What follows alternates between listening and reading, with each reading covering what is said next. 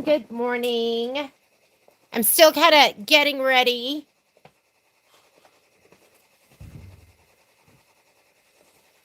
I feel a little out of sorts. This is the first time I've done a sew along and I didn't have your spreadsheet. I've just been too busy. So I will work on this spreadsheet. Hopefully I'll have it for you for the next one. Maybe tonight I can get that done. I didn't even have all the thread. I had to run to the store and go grab thread. And then I was at UPS and yada, yada, yada. You don't have to hear all about that. So anyways, welcome. What time is it? I went to my haircut this morning. We have 2 more minutes, so I'm just gonna shoot the breeze with you. But I went to go get my haircut this morning, and Patrick, we were upstairs in our bedroom. He had I don't know, he had some news program on, and he was like, "You've got like 10 minutes to get to your haircut appointment." I was like, "I have more time than that." And he was like, "Well, what clock are you looking at?"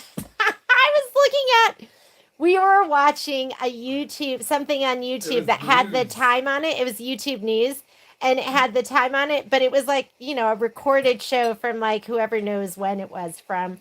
So it had the wrong time. That's the time I was looking at. That's so me. So, we are going to be stitching this out. This is home sewn. Yay! And I feel like I've failed you in so many ways. I know there were some people, I saw some posts where people want the cut list. And I know I said I was going to put it up and then I totally forgot. So. Are you okay with screen door? Or is it cold in here for you? Yeah, no. Can you just leave it? Yeah. Can I control my environment? Yeah, I was just trying to set it up for you. Yeah. Patrick likes to come in and control my environment. So, I'm going to we'll post the cut list.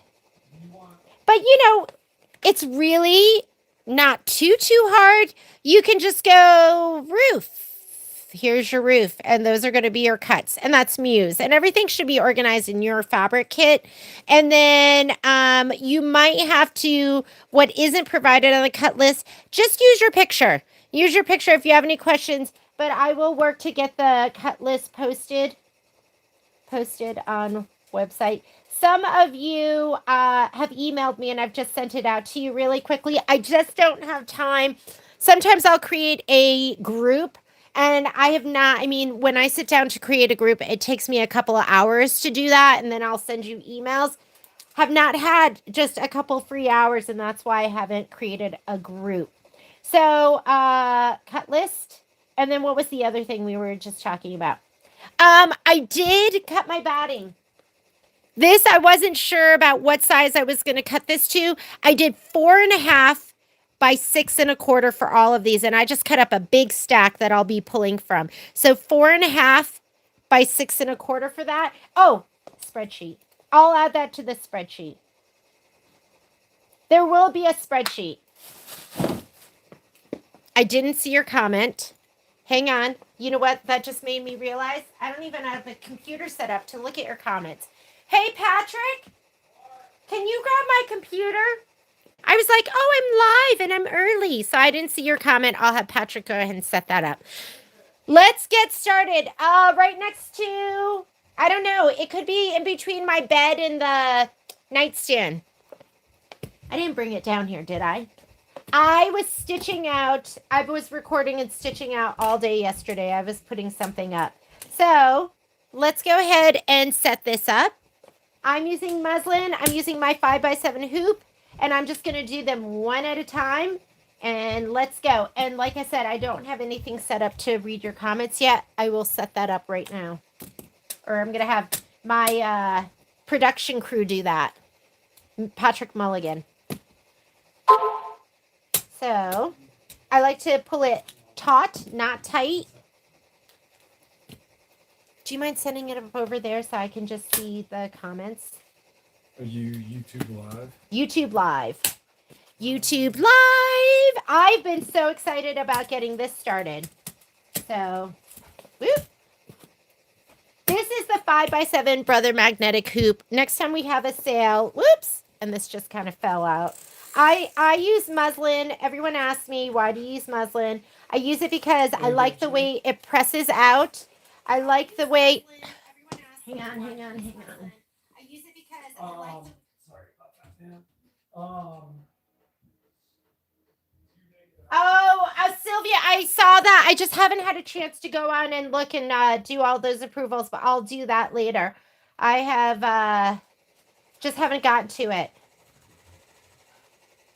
Don't worry, I'll take care of that. I thought I saw something that went up. I thought your post went up. I saw something this morning, so I think it's up. Okay, things I love. Background quilting is included. I think last time I was trying to figure out where the background quilting was, and it's already included. I've already put everything on my machine through design database transfer, so I'll bring up my designs. You do need, oh, I had a little piece of azalea, the felt that I brought home. I put it in my pocket and I brought it home. Oh my God. I put it in my pocket and brought it home, and then I had it yesterday and I was like, oh, I got to keep track of that. And now I don't know where it is. I will find it. Let's go ahead and get started. You're going to be hooped up. You should have all of your fabric prepped and ready to go. Let me grab mine. Maybe I put it in the pouch. That would be, this is my second piece because it was so tiny. Can't wait for, oh, I know. All I can say is order your other one early. Make sure you order it early. I'm going to try and cut for 200. I bought for 184, but I'm going to try and up that number. So we're probably at like 200 for this one too. So we're just waiting. The 19th. My rep said on the 19th, I would have one of the fabrics. I would have that. So end of the month. Okay, here we go. Let me get out all my fabric. Everything is pre-cut. We did scan and cut. So everything is in here. There was quite a bit actually. We're going to start with just the backing fabric. Your backing fabric is going to be the white with, it's called 8210 WW white with white on white tiny polka dot. So I'm going to go ahead and slide this onto my machine.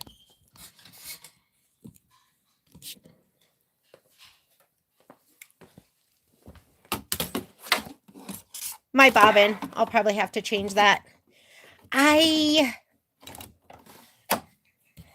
was just thinking maybe I could send you guys April. It's really May and June that we're waiting on. So I'm going to go here into the pocket. Let me move my computer too so I can see what you guys are saying. Let's move it. Move it. It's been a struggle. Getting our fabric has been a struggle.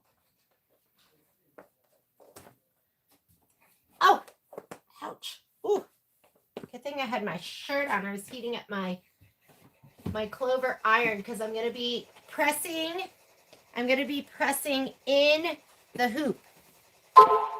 That's what lazy embroiderers do. Okay, I'm going to go right here. Let's touch that. That's where my design is. We're going to do April. Have no idea how long these are going to take. Hopefully they go fast. I'm going to start with the upper left-hand corner block. That's going to be the chimney. Let's go ahead and set it. And I like to go to my settings. Make sure I choose my hoop size. There's not going to be a lot of room to move anything up and down. And you don't have to layer this because the background quilting is already there. How awesome is that? It's like what I've been asking for. So we're not making any changes. We're just going to touch embroidery. And yes, that fits.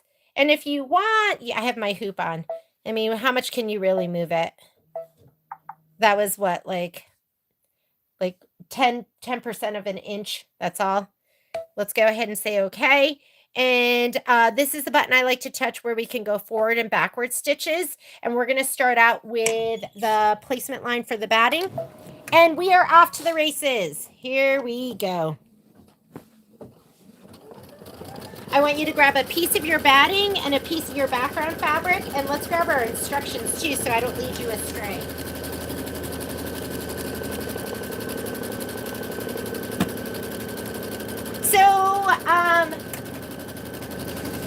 Kimberbell did send out a survey for the retailers just talking about how was the rollout for home sewn. And I love the designs. These, I've been so excited about stitching these out. So I'm super, super, super excited about this. I think I did send him a note just saying rollout's been a little complicated because not everyone has their kits. And the other thing is I did mention to them about the cut list. But it still works. Like, you guys can still do it. You know what it takes? You just have to think about it. Read it, look at it, and it's all the information is there. It's just they gave us everything so clearly. I just don't know why they wouldn't give it to us like that again. But I was like, oh, maybe they're just challenging us. Okay. Make sure that you have the wrong side of the fabric. No dots on that one. Because the SF-101, there we go.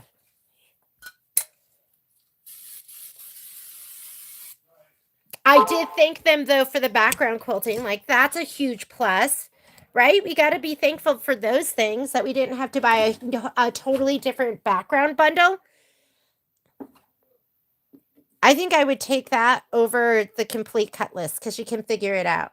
So just be like, oh, well, I did get the complete, I did get all the background quilting, so that's worth something. Little give and take. I know a lot of you have already been stitching. I've seen it. And I was like, oh, they're waiting. Some of you are waiting. We're waiting. Okay. I just want to make sure that we're going to skip the right step. This should be a tack down for the batting. And then this is going to be the background.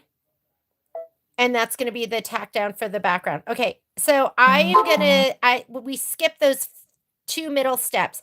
Why are you skipping? If you cut your batting to size, and again, I cut all my batting to 6 1/4 by 4 1/2. And I stitched it out first and measured and make sure that was going to work. It's a little bit bigger, and I like it that way because I like it to kind of not get squished in. So we are going to do this step, and that is going to be the tack down. Let's look at our instructions too before I lead you totally astray. So we already went ahead and did fusible on all of ours. They said to hoop your cutaway stabilizer. I'm using muslin. And then it said load the design. We went ahead and loaded the design. Stitch the batting placement. We placed it. They want you to do a batting tack down and trim. We're skipping the tack down and the trim. Stitch the background placement line and the seam line, and we're going right to the step where we place it, and then we're going to stitch the back down, tack down. Do not trim your fabric. So this in your stitch out is going to be step 4. We skip step 2 and 3, and that's only if you cut your batting to size. If you didn't, you got to do those steps. You got to go ahead and you have to do the tack down of your batting and your trim. But my recommendation is pre-cut everything. Why waste all that time when you can just pre-cut it and lay it down? You're going to do your tack down in a color you can see because we're going to fussy cut to this. So don't do it in white unless you're Benjamin Button and your eyes are getting better with age. Like Patrick. Get your little spatula too. I like this. I don't want you reaching in with your fingers. If you need to reach in for something, I want you to reach in with your spatula. Good morning.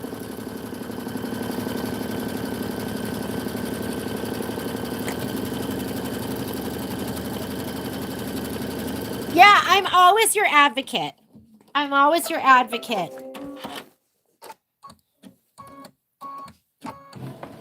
Okay, next step, it wants you to stitch the background quilting, and it's recommending that you use linen. I'm a huge fan of purl. I've been using purl instead because I feel like it shows a little bit more. And so I'm going to go ahead and I'm going to use purl. But linen is what it calls for in your instructions. From sunny California. That's right, Renata. We've got the sunshine here. By this time next week, they're saying we have a heat dome over us, and it says that we're going to be 85 degrees. Is that, or 80? Is that just crazy? I don't like it. I don't like unseasonable weather because it makes me feel like it's the end of the world. Because, you know, I like to live in fear. Here we go. Okay, it's doing the background quilting. Then we're going to stitch the house placement line. The house placement line, you should have a piece of fabric that it's going to be, it's like a super, super light gray. Mine's a little bit darker because I just kept for my stash because I wanted to make sure you guys had kits. But I think it's the piece that looks like this. It's like a little bit.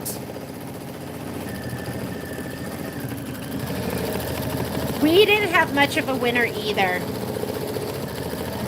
And like I said, I don't like that. But I guess, you know, just got to get used to it.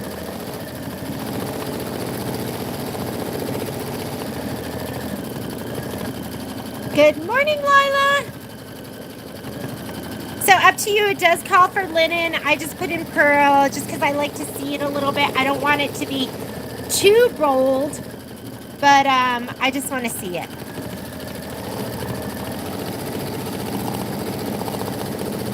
And I'm hoping we can do this weekend, this week. Next week we'll do May. The week after we're going to do June.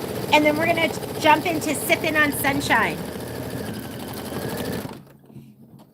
We might have to double up 1 week. Maybe we'll do June, home sewn, and then we'll do prep the same week. Okay. Next step. It wants you to leave in the linen and just go ahead and do your placement line. So I'm going to leave in my pearl and do my placement line.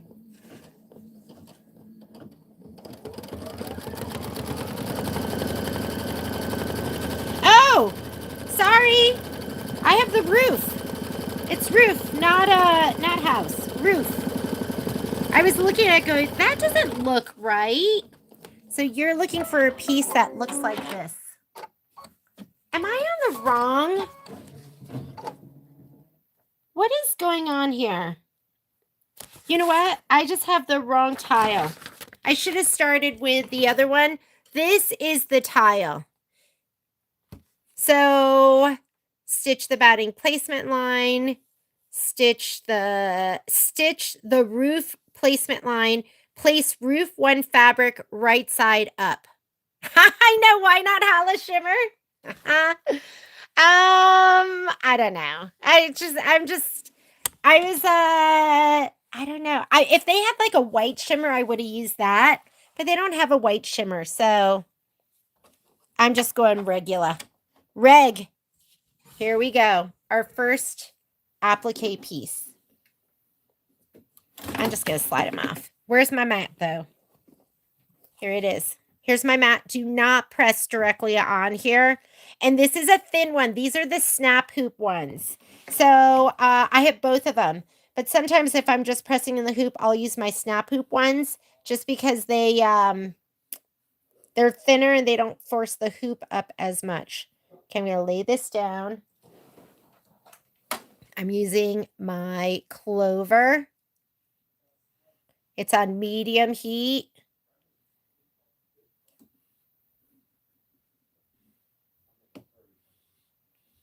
And then I'm going to remember to remove the mat and then start stitching. I love Scan and Cut. And it's just become a process for me. It's just part of the process. But I love having all my pieces pre-cut. If you are not pre-cutting them, you should be doing the tack down and the trim. Not a big deal at all. I am new to Scan and Cut. And if you feel like you never want to get involved with Scan and Cut, I totally understand. I was very resistant.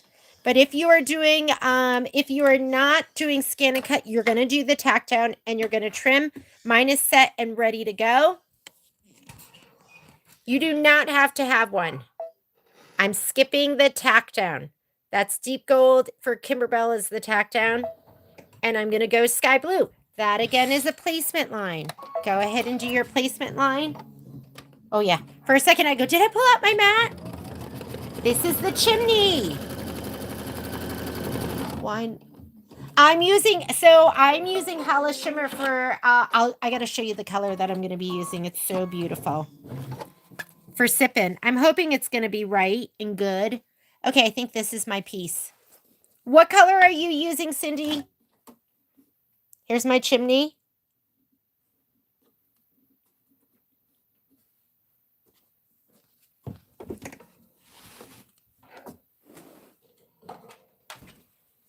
Oh my goodness. I haven't done anything on my multi-needle in so long because I've just been working.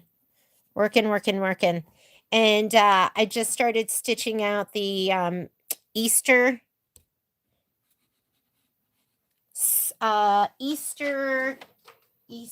Sweet Easter Wishes. Pull out the mat. Okay. If you didn't pre-cut, you're going to go ahead and you are going to do the tack down and do the trim. Next step. I'm skipping the tack down because mine's cut to size, but you'll do that step. And now the cloud. Sky blue, that's the color that Kimberbell calls for their placement stitch. Grab your cloud. Wow, beautiful in Long Island. Gorge. Is this it? This is, I don't know, maybe it's just so much fun. Like, I feel like I'm back in, like, grade school, and I have that book where they had, like, little pieces that you would put on. Here's my mat. I don't know. Do you guys remember that? Before we had phones and we did other stuff. Okay. Was it you used the one that wasn't silver but had some flecks? Oh, the multi. Did you use the multi? Hang on. Sorry.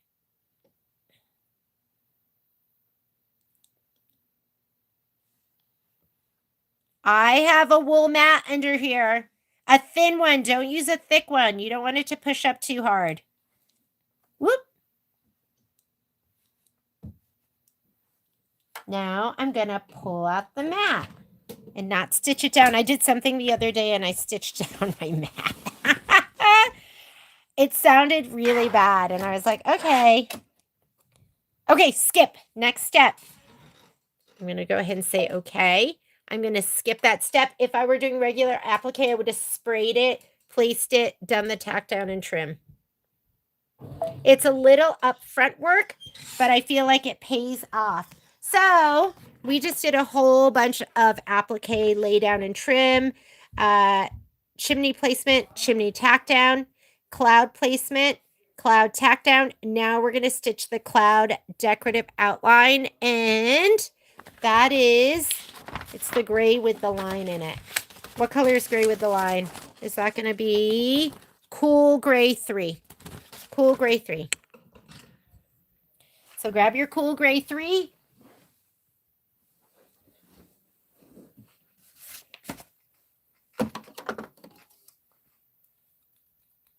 Cool gray 3, the cloud decorative outline.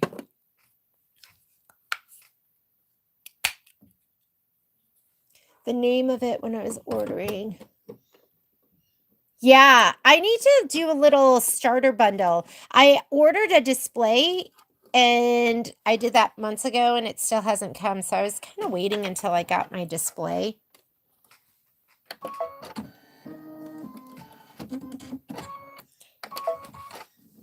And this is going to be the warm gray, and it's going to be the decorative stitch, and it's going to look so gorgeous. Are there special pressing instructions for the Hala Shimmer? I've been covering it over with a pressing sheet. There probably are. Like, if you Google it, maybe they have something, but I've just been using a pressing sheet. And for the most part, I'm pressing from the back side. But that kind of stuff, if I'm pressing from the front, I'll use a pressing sheet.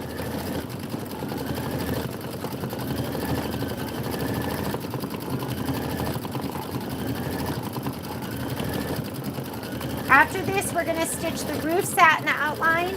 So the color you need is going to be the yellow with a round circle, which is buttermilk. So if you're using the thread kit, buttermilk's going to be next. That's going to be the outline of the roof. Okay, go ahead and pull that. I haven't done these, so I'm wondering how long they take. I'm hoping like 3 hours and we can do all this stitching for one of them. Wouldn't that be great? And I did talk to some people about, go ahead and put in your buttermilk, about stitching it together. I had somebody that came in, Teresa came in, was getting a glue stick.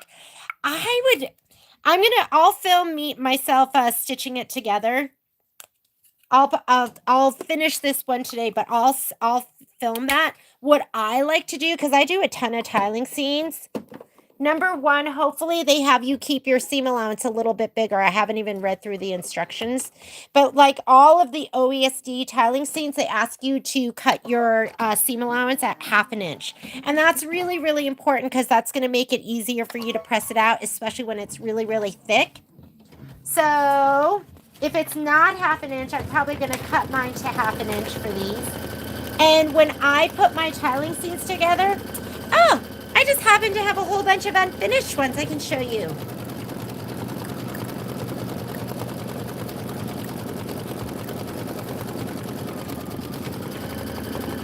Let me grab something.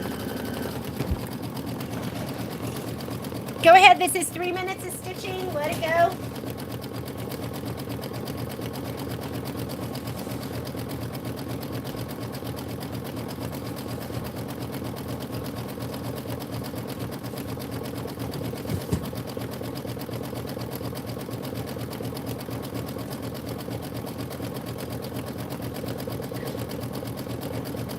This is so sad. I have like 3 or 4 tiling scenes that need to be finished. But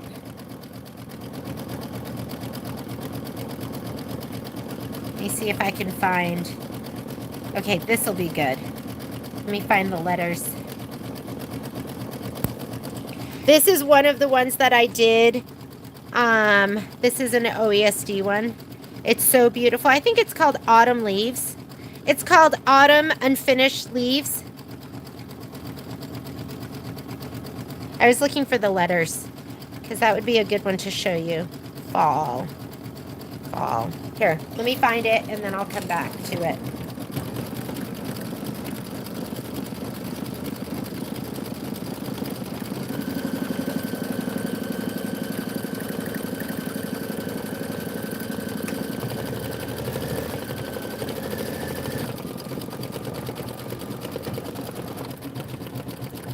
Oh, let. This is an L.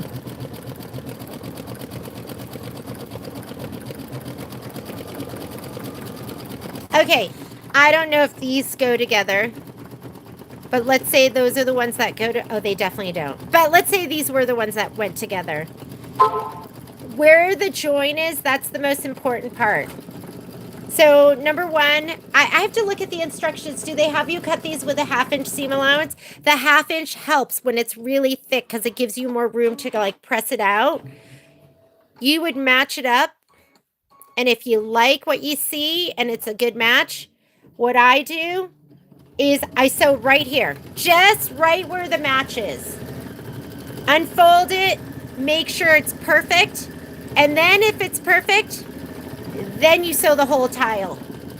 That's my recommendation to you is do what, like find your tile, make sure wherever the match, where it's going to be visible, that it matches. And sew right where that matches, check it. And if it looks perfect, then you sew the whole thing. I'll stitch one out with you. But that has made such a huge difference. I feel like I don't have to fix as much. I'm not ripping out as much. My joins are better. Okay, what's next? What's next? What's next? Hang on. We are doing the chimney. And the chimney is... you're going to do cool gray. So put cool gray 3 back in. You like the 1/2 inch. Yeah, the 1/2 inch is definitely, especially when it's thick. When it's thick and you're trying to press out with just a 1/4 inch, that makes it really, really hard. really hard. And I don't, are they having us, you got to understand, you get what you pay for with these sew-alongs. So most of these projects, I've never even stitched them out yet. I'm doing them for the first time. And if I have time, I'll read through the instructions. I haven't even gone through the instructions. I'm just stitching with you.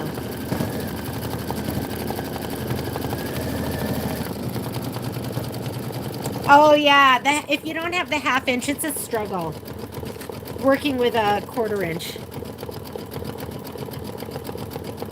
Okay, so we're stitching the chimney satin outline. Then we're gonna do the chimney cap fill. The chimney cap fill, it wants you to do that in shadow. So like a dark gray. This one I feel like is almost like a warmer gray, a warmer dark gray. So you're gonna do that next. That's your next color. And then after that, we're gonna do the brick fill. And the brick fill is gonna be lead gray. So next up, we're gonna do shadow, and then we'll do lead gray. Those are our 2 colors. I love a thread kit. I love a thread kit. I love a fabric kit because I don't have time to think, and I have a tough time making decisions.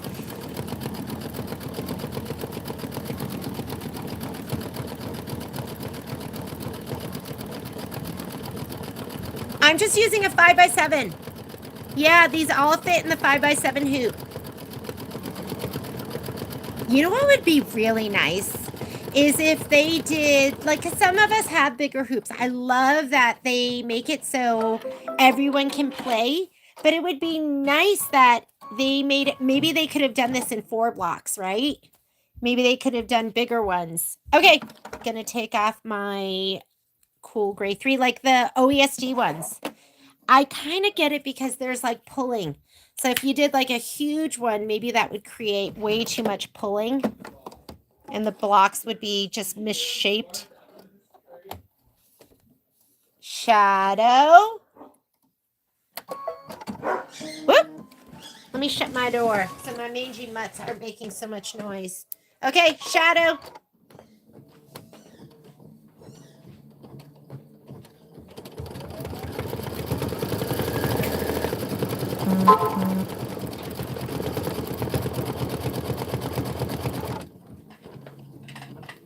But larger tiles would be nice, don't you think?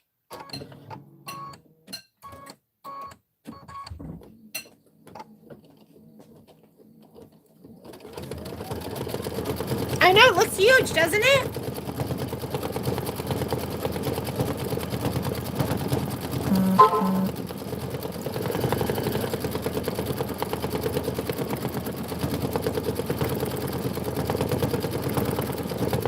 I'm so excited to be doing this.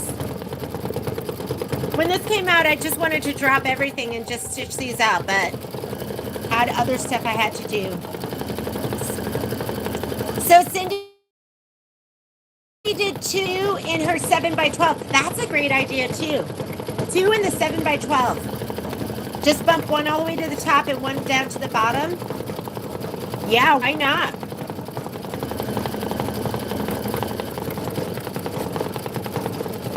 So right now it's doing this very top part right here, and then we're going to do the bricks. And the bricks are going to be lead gray, and then we're going to stitch the raindrop fill.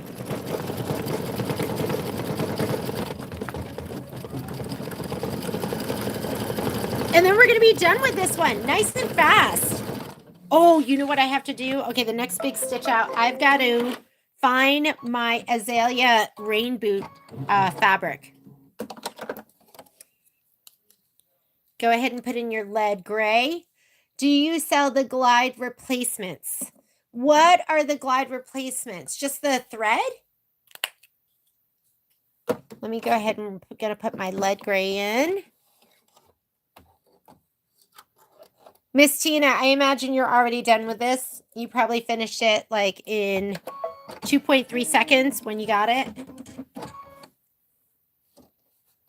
Here we go. Bricks. I know, yes. Should we do our next tubing in the 7x12? If you have the 7x12, hoop it up. Oh yeah, we have all the thread. We got the thread, girl.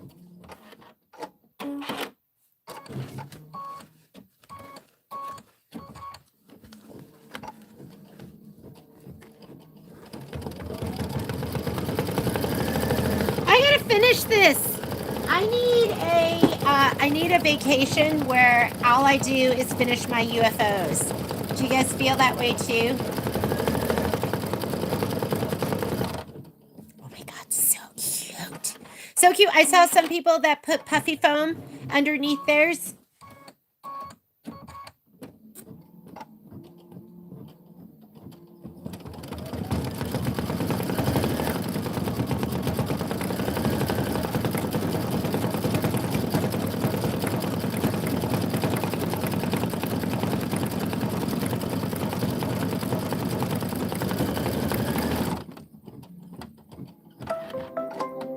I know people that put clear vinyl over their umbrella and the boots. So whatever works for you. Okay, next color is, I think it's going to be Magic Mint. So oh yeah, it's Magic Mint is the next color. So gorge. You need to see. Oh God, did you do something special? Did you do something so amazing that I need to know about with your window? These are so sweet. I think I'm gonna have to I think I'm gonna have to put these into a quilt and just put like some kind of border in between. Miss Cindy used puffy foam for her goose.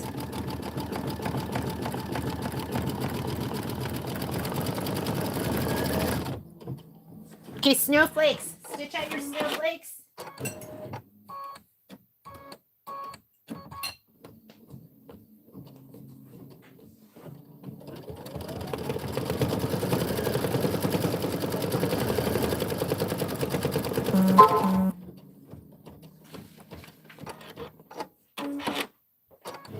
Okay, seriously, this is my second piece of micro velvet that I've lost. It might be upstairs.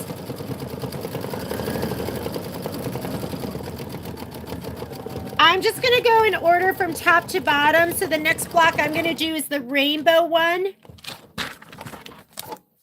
So we're going to do this one next. Make sure you have your batting 4.5 by 6 1/4. You're going to have to, you need your applique pieces. You're going to have this little piece down here for the right side, right corner, top right corner of the roof. You're going to have your 93.99K for the clouds. That's going to be the gray linen. I love it. Love, love, love, love.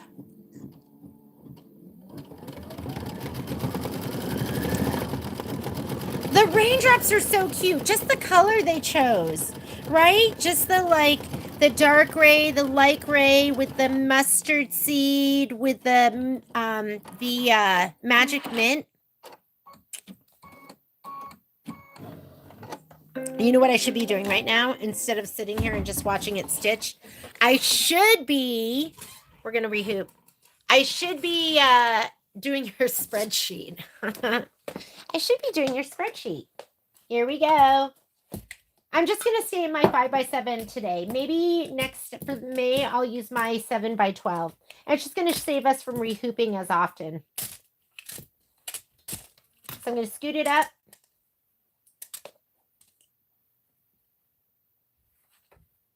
I'm going to leave that top one on. But then once there's 2 on the top, then I will remove it. Maybe I'll scoot them up the tiniest bit. There we go. I'm going to just put my hand. Can you see that? I'm going to put my hand down here. This one on, and then we'll do the others. I just kind of pull it, lay that down. And if you feel like you have one of those on and you don't like it, just take it off and then redo it. Okay? All right. I need another piece of fabric. the background fabric. I need another piece of batting that I already pre-cut, and let's come on back over the machine. That one was quick, wasn't it? Instant gratification. Instant. I still have bobbin thread. Wow. Okay, so let's go ahead, slide on the hoop. Fluff your fabric. Make sure he's not going to get curled under. And let's load our design. Fluff it. I'm going to come here and say okay. And let's go home. Home will clear your screen. I'm going to go embroidery and then pocket. And I saved these. I brought it in via design database transfer. So I'm going to go ahead and touch that. And I loaded all of mine. Here's my rainbow one. So I'm going to go ahead and do that one next.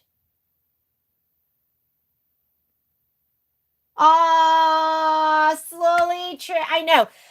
If you watch this video back, hopefully I'll just keep you company. If you have a question while I'm doing this, you can always pop it up on the chat and I will try to answer that for you. Yeah, I don't know if Scan and Cut saves me any time because there's setup, there's all of the stuff that you have to do. But when you sit down and you're ready to get down and dirty, it's nice to just grab those pieces. It really is. And they're perfect. They're cut so perfectly. So, rainbow, done, set.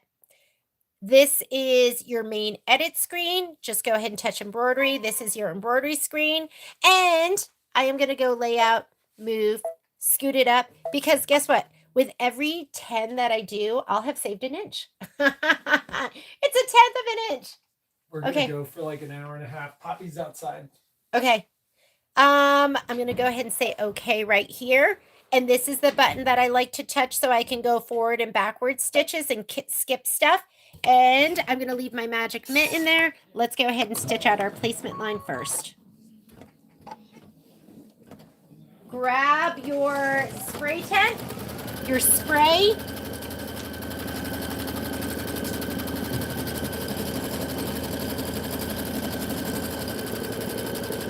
Let's give it a little shot of spray. Oh my God, my sewing room is like a disaster because I've been stitching. Make sure you're doing the right side, which is the wrong side.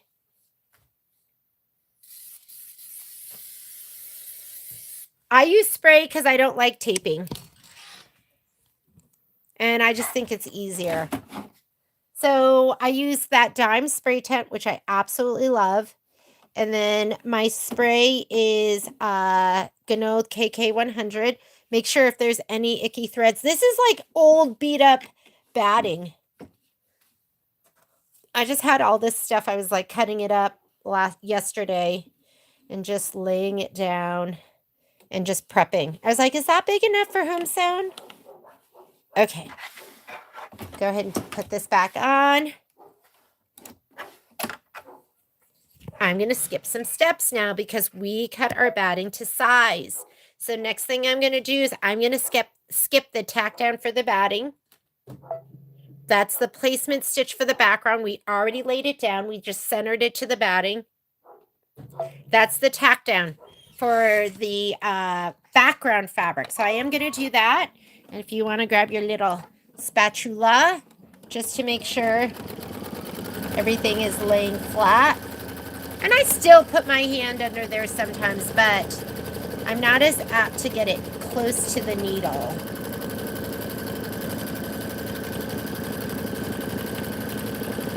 I've had some close calls for sure.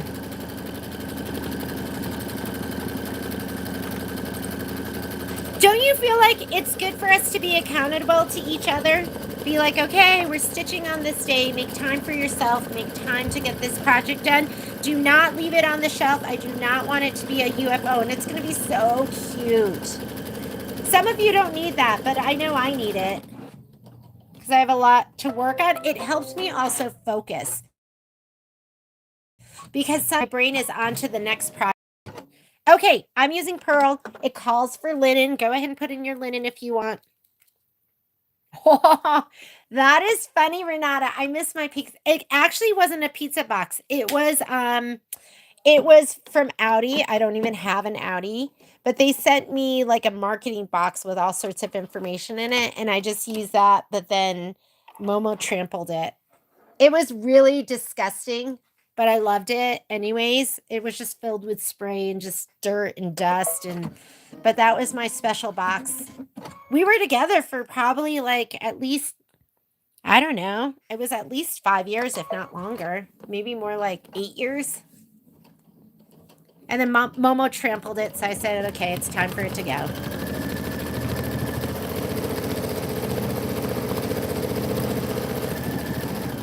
But I love my spray tent.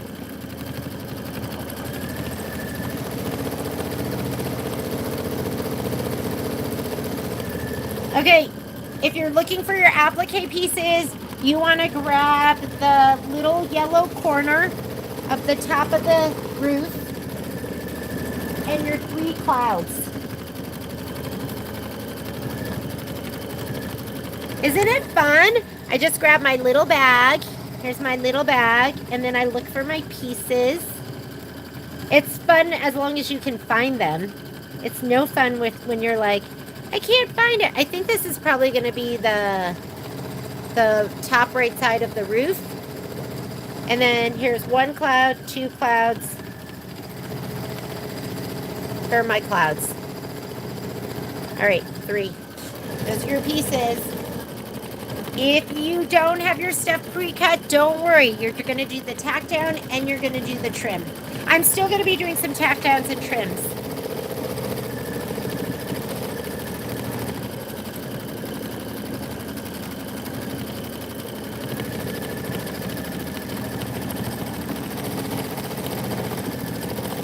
Yeah, I still, you know what makes the best spray boxes are the snap hoop boxes. So I still use those.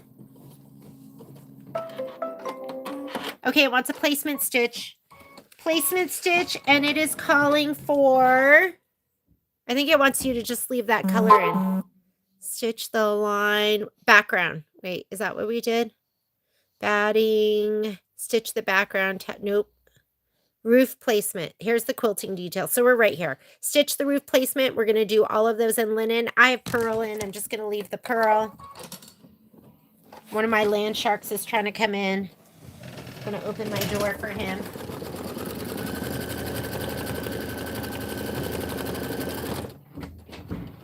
Oh, you want to come in?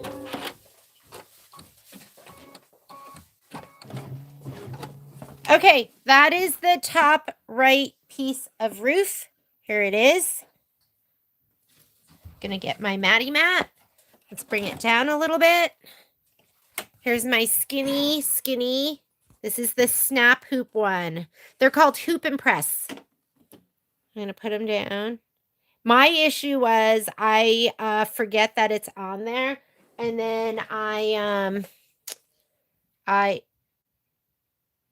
start stitching. You'll hear it. Your machine's gonna not sound really great if you forget. Okay, if you didn't cut, you're doing your tack down and trim. No shame in that. There's no shame in that. Slide it back on. Next step. I'm going to skip the tack down and trim.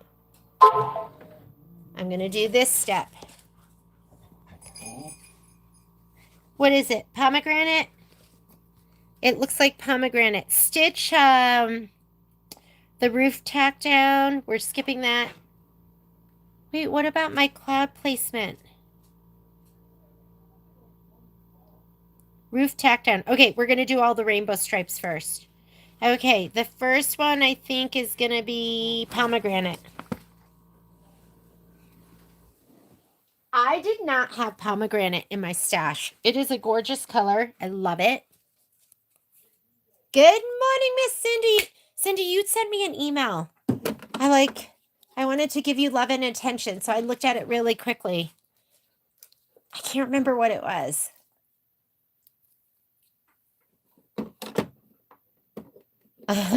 What is a house horse? Does the horse circle the house? Okay, Pops. Here we go. This is a minute of stitching. Just let it stitch. I'll let you out. Come on.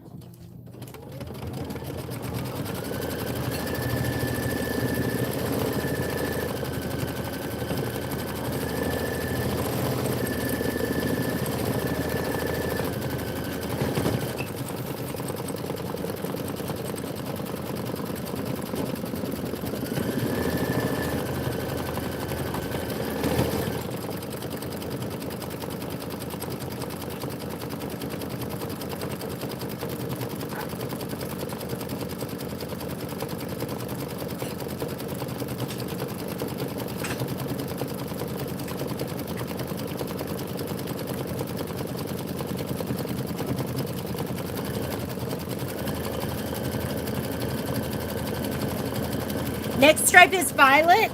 So you're going to do pomegranate, violet, magic mint, and I think buttermilk. So grab all your colors. Oh.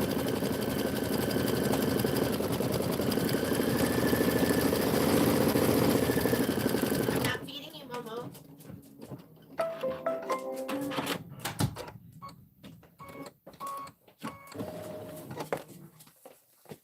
Here we go. Oh, you know what?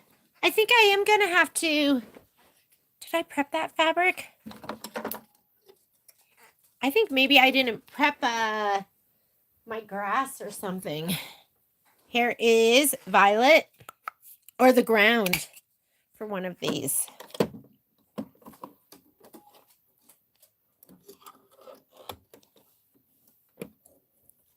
Violet's next. Then you're going to do magic mint. Nope, nothing for you.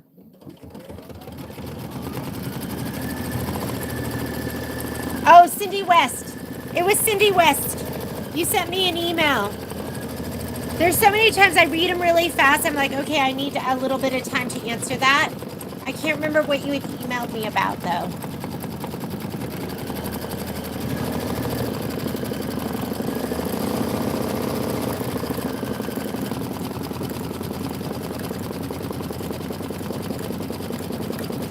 I love this because I don't think I would have, I'm like not outside the box. I would have done like a more traditional rainbow. So I like that they picked a pomegranate and the violet and magic mint and then like buttermilk.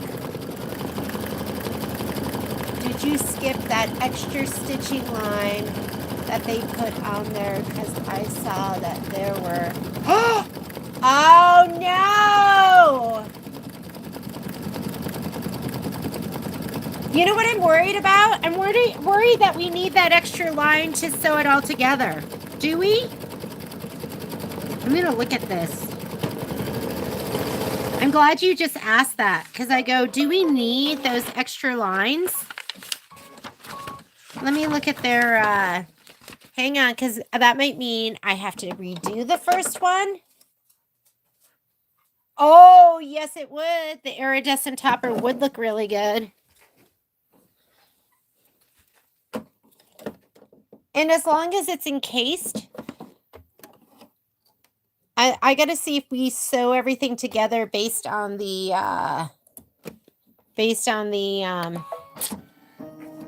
tack down line. Because it would also make it easier if we had something else in the bobbin. Who's stitched it together already? And can tell me if we need those outer lines to sew it together. Identify the seam line on each tile. Oh, you need that! The seam line is in step 3. Guess what? I'm going to go back and do that seam line. Oh! So I don't know what to tell you guys about the very first one. I didn't do the seam line. So here in the instructions, it says identify the seam line on each tile was stitched in machine step 3. So I did this one and I went straight from 1 to 4 we need that seam line. Throughout these instructions, align and sew the tiles directly on the seam line. So here's my tack down. The seam line looks like it's going to be right outside of that. I don't know, I could kind of use my camera and try to go back and do that seam line. I might just fudge it on that very first one. I'm pretty good at putting stuff like this together. And does it say anything about doing the seam line with something different in the bobbin?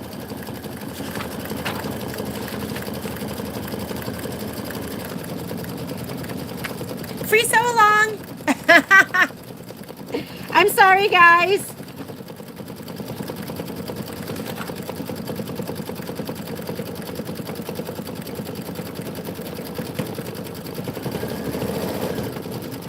The seam line.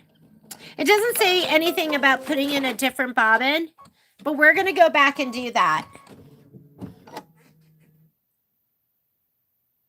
Yeah, thank you, LaDonna. Thank you for bringing that up because that would have been really, really bad. Okay, we do need the seam line. And the seam line actually goes outside of, the tack down.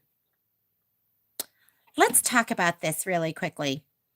When I do like a OESD tiling scene, I always do the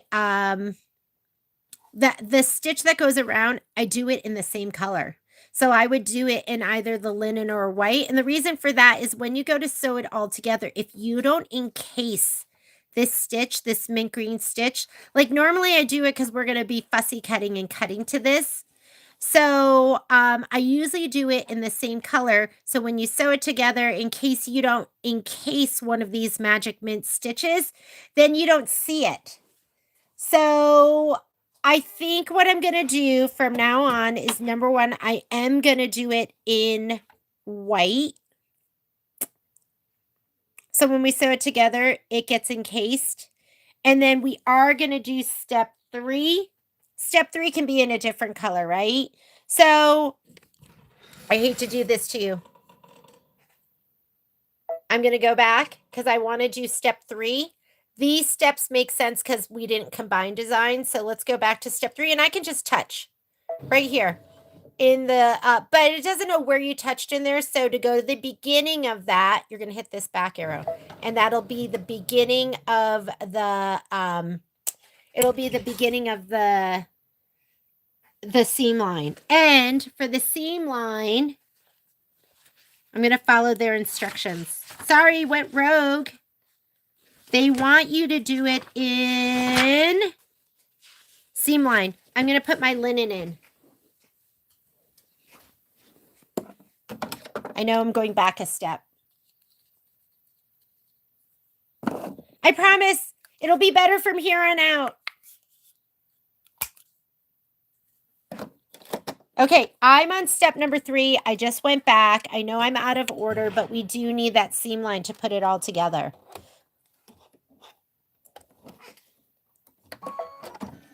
Hopefully you're all just watching. Sorry, guys. Oh, look it. It's going over my roof. It should be under my roof. I need a bobbin.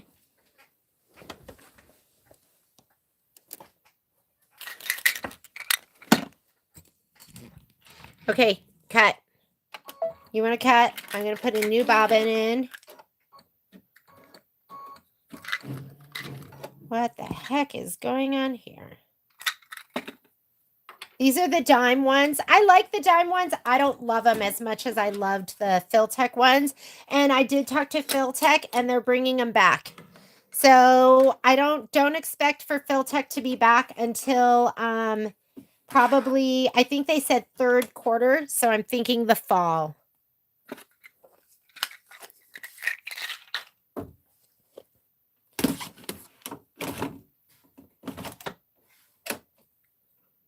Okay, I am going to go back some stitches. And these will be perfect from here on out. This is not perfect, though.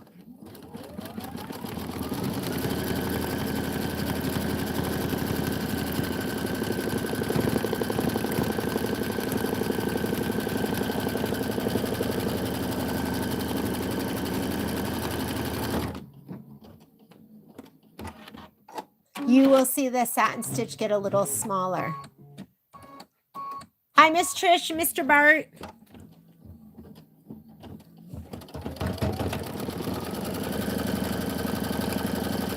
Oh, you know what this makes me think? This makes me think that you don't have to do step 4.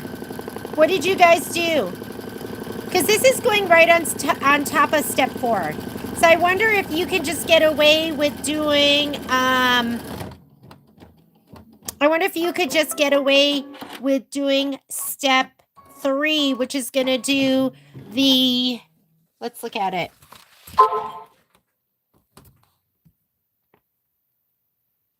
So it did the inner one and the outer one, but the outer one's the same thing as the fabric tack down. I'm going to do all of it in the next one, and then we'll decide. Because now I feel like, did I mess it up? Okay, so we went back and we did that. We do not have to do this step because we already did it, but I am going to go ahead and fast forward. And we had done the magic mint in the rainbow. I'm going to touch into the magic mint. And then I'm going to go forward to the next color. So I make sure I don't miss any stitches. This is buttermilk. So you're going to go ahead and put in your buttermilk.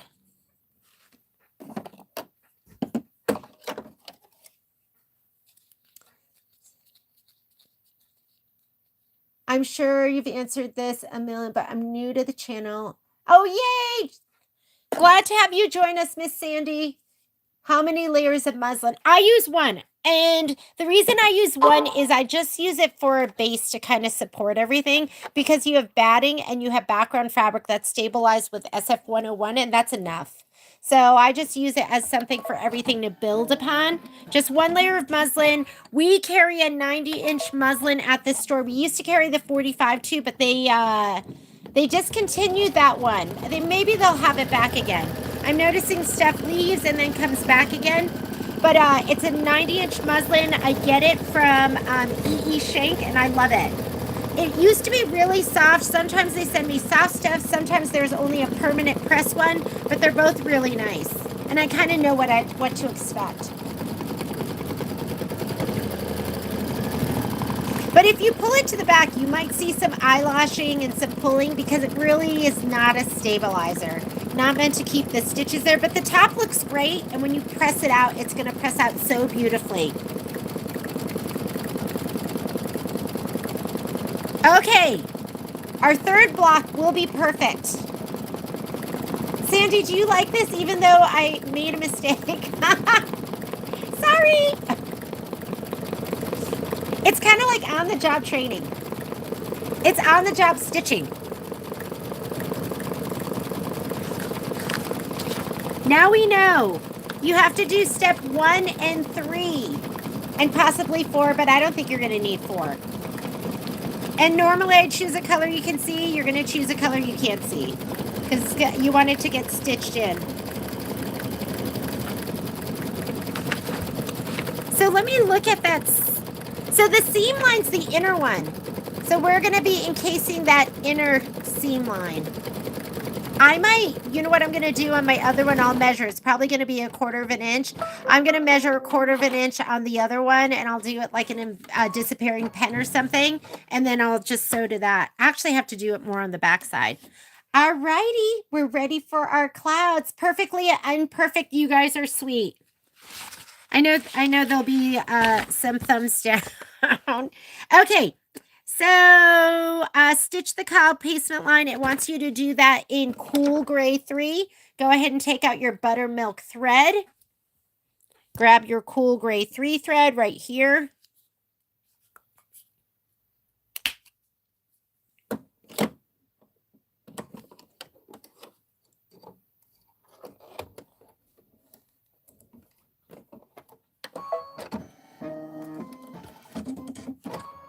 Here is our placement line for the clouds. And then we're going to lay down all 3 clouds. If you didn't cut your fabric beforehand, you are going to do the tack down and trim. Nothing wrong with that. Oh, God, I did put up the April showers. That kit is so ridiculously cute. I did have to order more thread though, so they might not go out if you're ordering thread until next week.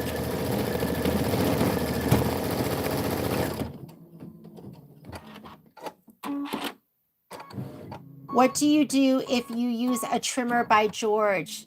I have no idea. Don't use trimmer by George for this. Just so the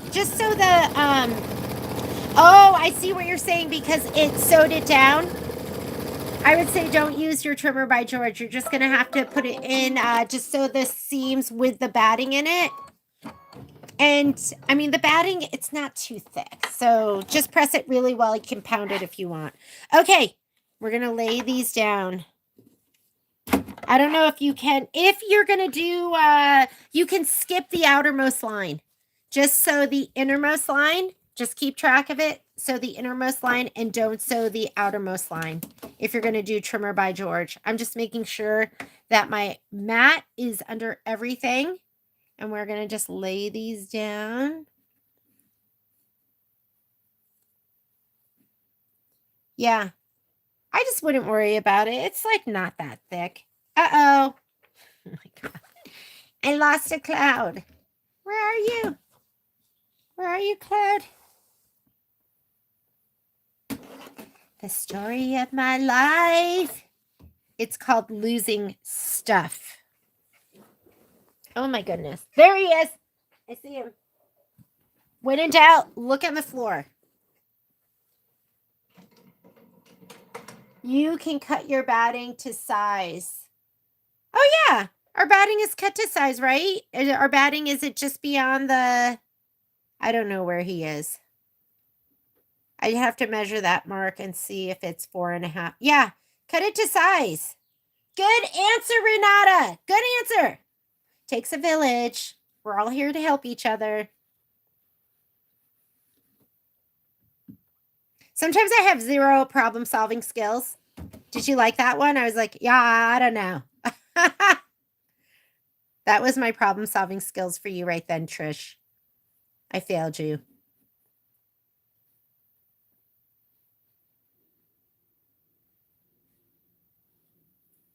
You're like, that's the best she could do? I know. Good thing Renata was there for you.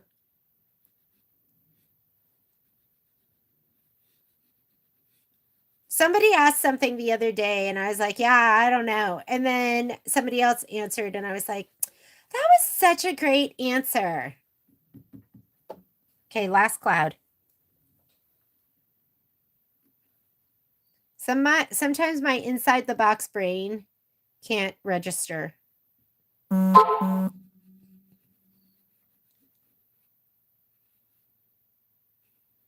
Big spade. You need the big spade. If you have this clover iron, it comes with the little spade. Look how tiny that is. Who has got time for that? So get the big spade. We sell these at the store too. Alrighty. That's all down. Remove the mat. Remove the mat. So cute. Okay, I'm going to skip the next step. Remember, the next step is the tack down and trim. I'm pressed, so I don't need that. But I am going to do that step, and that looks like it's just going to be the decorative stitching around the cloud. You're going to leave in your cool gray 3. And then you're going to need buttermilk and buttermilk for the roof, and then magic mint for the raindrops.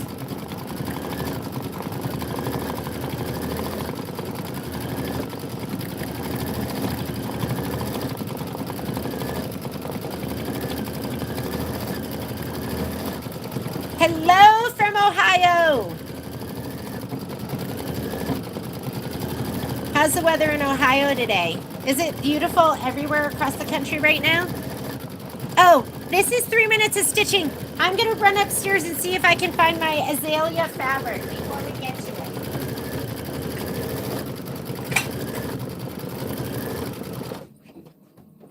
Hi,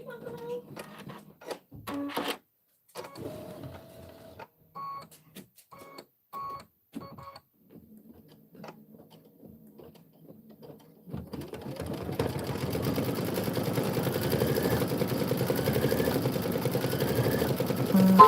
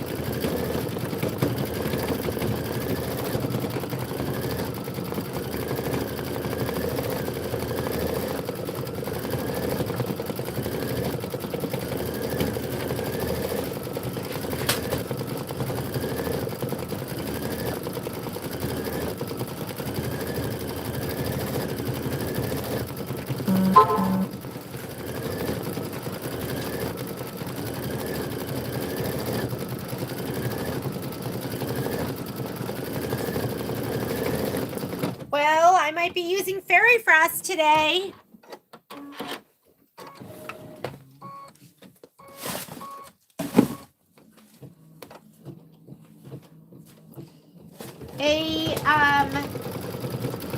A more organized person would have brought home that little piece of fabric and put it in the bag with all the embellishments.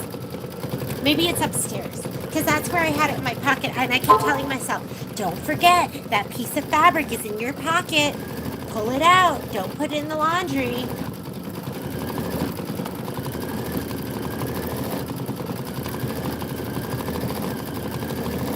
'82 in Central Florida. I don't even know what it is here, but I think it's warm. I drove by a group of golfers, and they were all in shorts. Okay, after we finish the clouds, we're going to do that satin, the roof. Right here, we're going to go ahead and do a satin stitch right on that roof. I'm going to look upstairs. I might have fairy frost boots. That's okay. I have this left over from something else, and fairy frost is so cute. Okay, put in your buttermilk. We're almost done with this. And for that first block, you know, because I didn't have you do the seam stitch, I'm going to say that you're going to measure in 1/4 of an inch from the back side, because you don't want to have to do that block over again. And it's not that big a deal.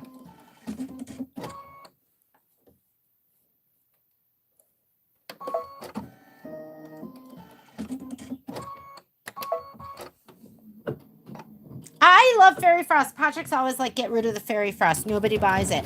But I put it in a ton of kits, and we usually sell a lot of it around the holidays, like Easter. And, oh, I got to show you what I'm working on. Oh, no, I'll get it later. I'll show you tomorrow.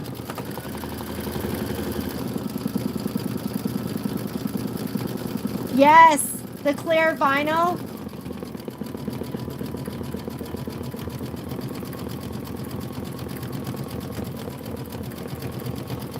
And then we're going to do the raindrops. So have your magic mitt ready to go. Trim the project on the trimming line stitched in step 4. Did you guys see a difference between, I know after you stitch, it might pull in a little bit, but I feel like the trimming line is going to be the same. The trim line's going to be the same as the outer line that's stitched in step 3. What do you guys think? For those of you that have done that, have you found that the trim line is any different from the outer line stitched in step 3? Because step 3 stitches the inner and the outer. Step 4 just does the outer. Why do we have to do that twice? Do we have to? What do you guys think? I know some of you have finished. LaDonna, your opinion, please.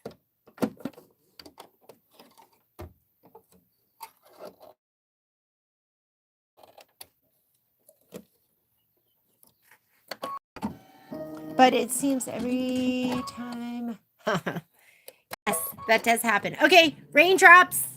Raindrops, and then we're going to do the next block. So I'm just working from the top down. We're going to do this block next, right here. So we did 1, 2, we're going to do 3, 4, 5, 6. That's going to give me time to find my azalea microfiber fabric. Kim said that the line was the sew line.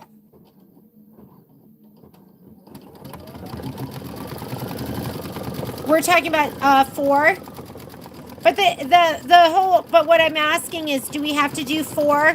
Because it stitches in step 3, it stitches the inner and the outer. In step 4, it just stitches the outer on top of what we already sewed in step 3. So I'm wondering if we need to even do 4. You know me, I don't like it doing anything I don't have to do twice. Cute. Love it. I'm so dependent on you guys telling me everything.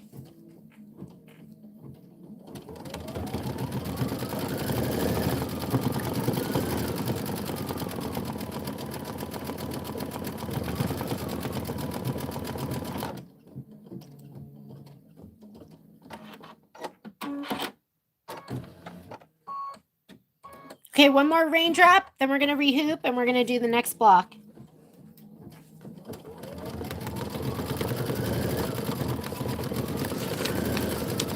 And with block number 3, you go, is there background quilting? It's going to get all covered. We'll just do it. Follow the instructions, Jeannie. Don't go rogue.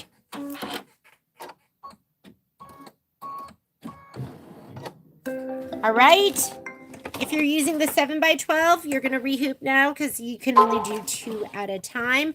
I'm going to cut off that top one. Yes, I continue to make a mess. I don't even know how. I haven't even been back over here, but it's gotten even messier. We need that. We need that where I can reach it.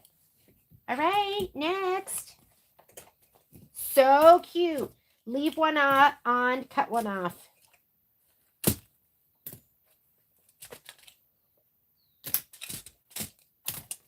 I cut it from the back side, right down that line.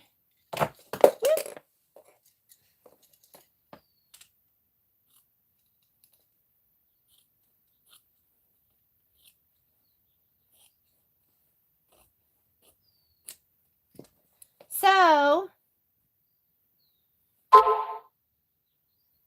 I don't really feel like it's almost the same as the placement line. Yeah, it's exactly the same. So I feel like you don't have to worry. The placement line is the same as step 3. Like this is what I have on the back of my first one. And it seems like this is going to be the sew line. That's going to be your cut line. Is that right? I have to figure that out. All right. So I don't think I have to remeasure on this. But we'll still do the 3 to hold everything together. Make sure you do it in a color that blends. I know. Usually I'm like, contrast. You need blend. So if you don't encase that whole seam, you're not going to see it. You don't want to see it. It's distracting, especially if you're doing it in a color that contrasts.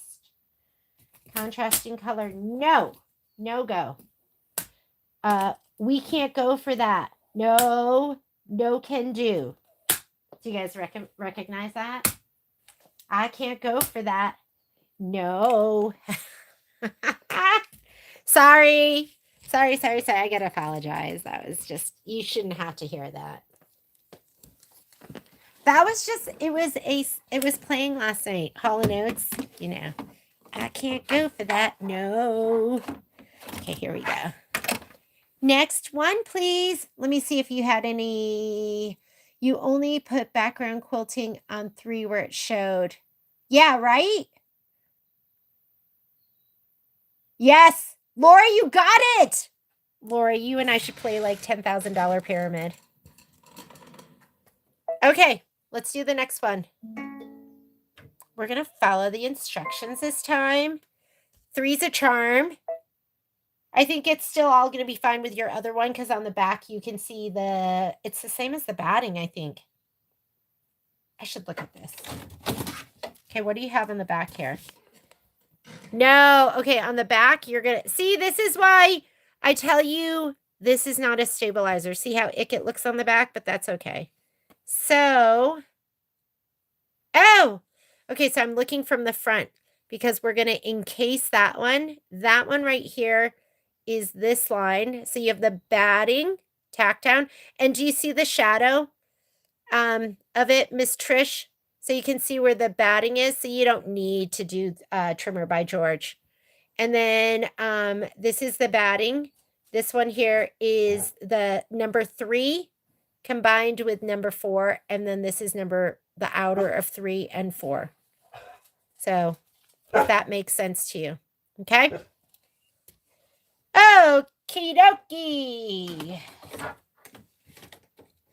I know. Alrighty. So I was listening to the words and I was like, he's like, I'll do anything that you want me to do, but I can't go for that. So he's drawing the line, right? He's like, I'm not going to do that though. Everything, but not that. Okay, here we go. I'll just do the background quilting just to hold all my layers together, but I get it if you don't want to do that. Like seriously, the only background quilting you're going to see is like right here and right here. So it's up to you. I'm just going to go ahead and do it. All right. I'm going to touch embroidery. I'm going to go to layout. I'm going to scoot it up to save myself that 1/10 of an inch. And I'm going to go to this button right here where we go forward and backward stitches. I have Magic Mint in there. Let's go ahead and leave it. We're going to do the batting placement line. Grab a piece of batting and another piece of background fabric. Do you want to go out, Bobo? Come here.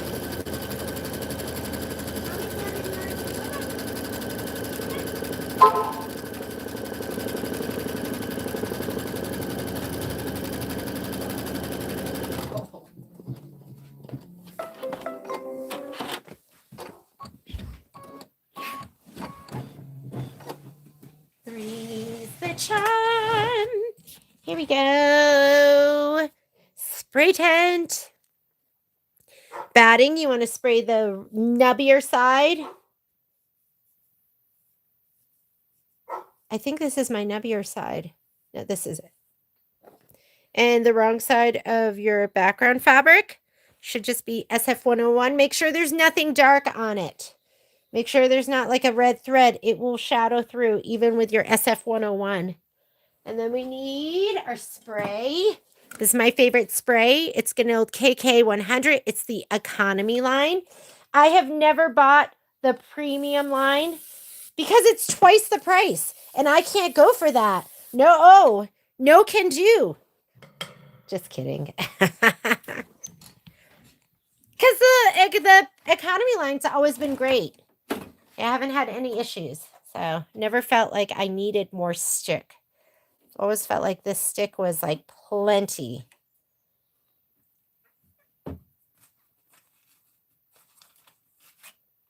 All right, you're going to lay this down too. We're going to skip only this one. Let's skip just step 2. We're going to do 3 and 4, and then we're going to decide if we really even want to do step 4. Okay, here we go. So I'm going to skip step 2, which is the tack down for the batting and the trim. We are going to do this step. I want you to put in a matching color now. So go ahead and put in your linen. I don't even want you to put in pearl. You could do white too, but let's put in linen. Linen.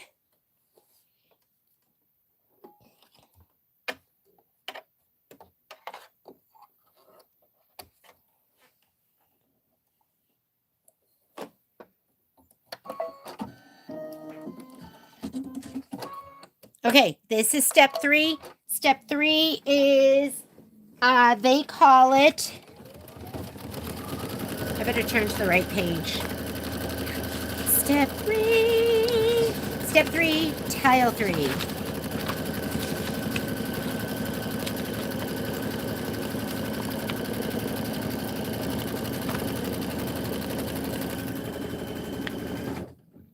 stitch the background placement line and the seam line. Oh! Oh! Oh, guess what? So, you're supposed to do that first. Wait, are we? I'm so not used to doing that. They want you to stitch that, step 3, and then place your background fabric right side up, tape in place, and then stitch background tack down. Okay, I guess tile 4 will be the perfect one. So you know what we're gonna do on the next one? I'm so sorry. On the next one, we're gonna stitch step 1 and 3, and then we will lay down our batting and the background fabric, and then we'll do step 4. There you go. How's that? Okay. That was step 3. Now it wants you to do step 4. If step 4, and you got to do step 4. Okay. I think step 4 right now for us, it's going to be, we're doing step 4, and that's going right on the outside. I'm sorry, guys. But now we know.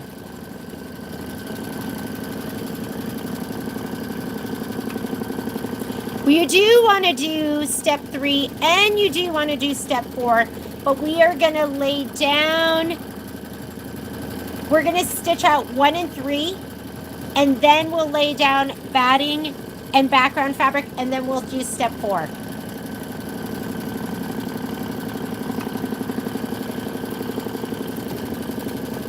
And that's just it. It's going around and doing step 4 again. So you won't be seeing this line right here. You'll only be seeing step 4, and then we're going to sew from the back side, so you don't have to worry about encasing this outline stitch on the front.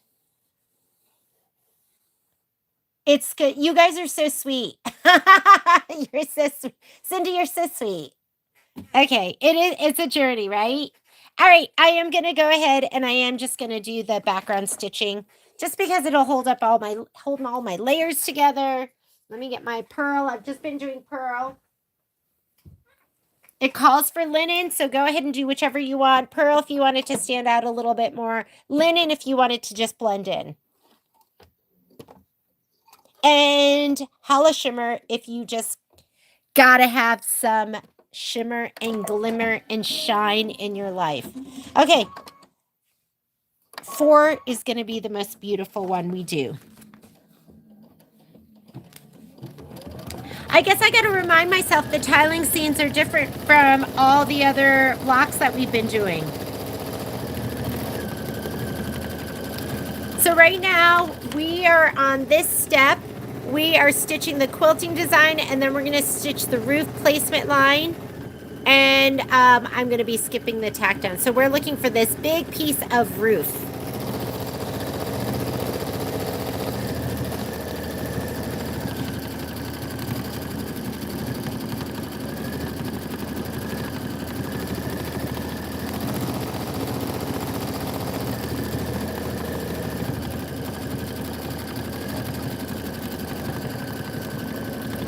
So we got our big piece of roof.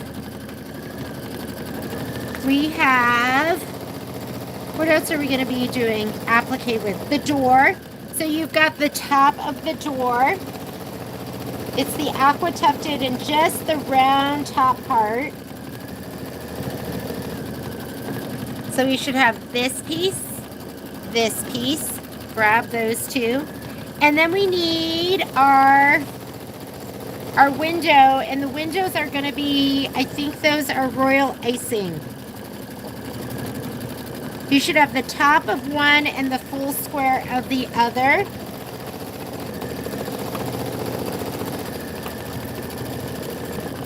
This piece right here.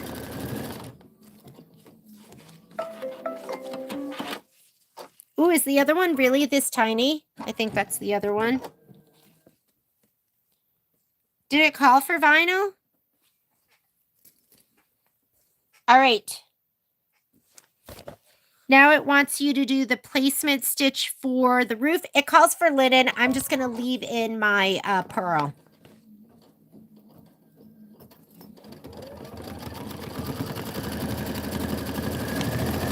You're going to place your fabric, and then you are going to do the tack down and trim, or you're going to fuse it.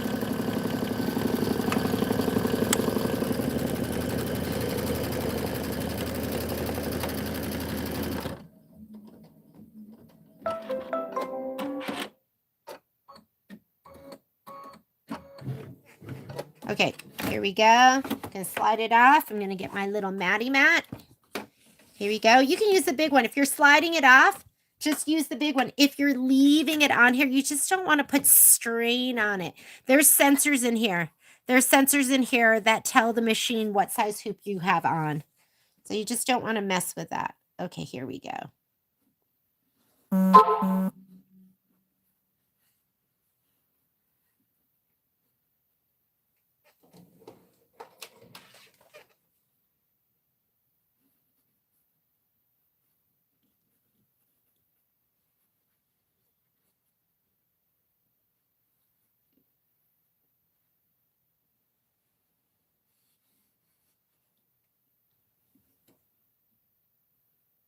So tonight, when your hubby is like, can you do that for me? You're going to say, no, I can't go for that. No can do. I know. Do you guys just have that song in your head now? It's all I can think. You'd be like, Jeannie, no can do.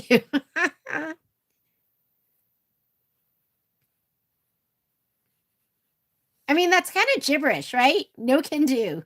It's cracking me up.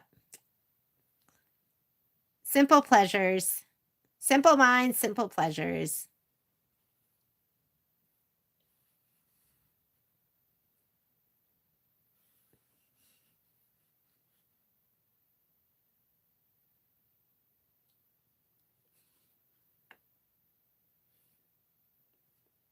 Oh, sorry. You had some wrist action there, right? Yeah. My autofocus was. Okay. Matt, out of the way. You might be trimming right now. That's okay. Trim away. Oh my God, am I a good rememberer now? But I say that, and next time I'm going to forget it. It's going to be on there. All right. Next step. I'm skipping the tack down because I just fused it. Now it's going to do the placement stitch for the bottom of the house.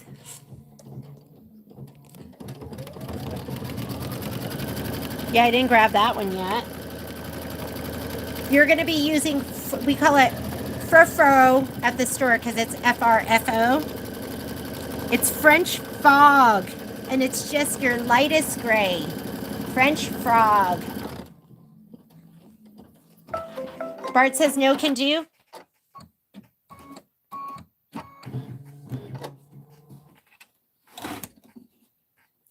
So I love Hall & Oates. Like, they're so great. We saw them here probably, I don't know, maybe like 5 years ago or something. I'm going to feel for my mat, just make sure it's under there. And I got to say it was really a really subdued concert. And then they got off like right at whatever, 10 o'clock, the concert ended. And I was like, oh, they got to go to bed. I just felt like they had a bedtime that they needed to adhere to. This is before they broke up, before Daryl and Halls broke up. So now I think it's just Daryl, right? You know, there's always a star. And I think Daryl was the star.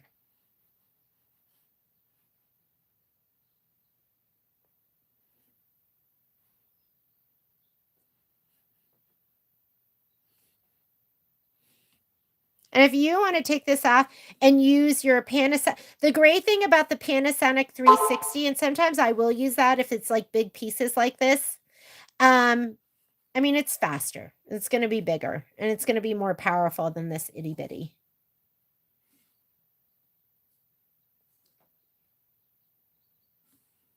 And sometimes I find if it's not adhering well enough for me, then I'll switch to high heat. But high heat can be risky. High heat, I found that high heat has melted some things. So I'm almost scared to use high heat.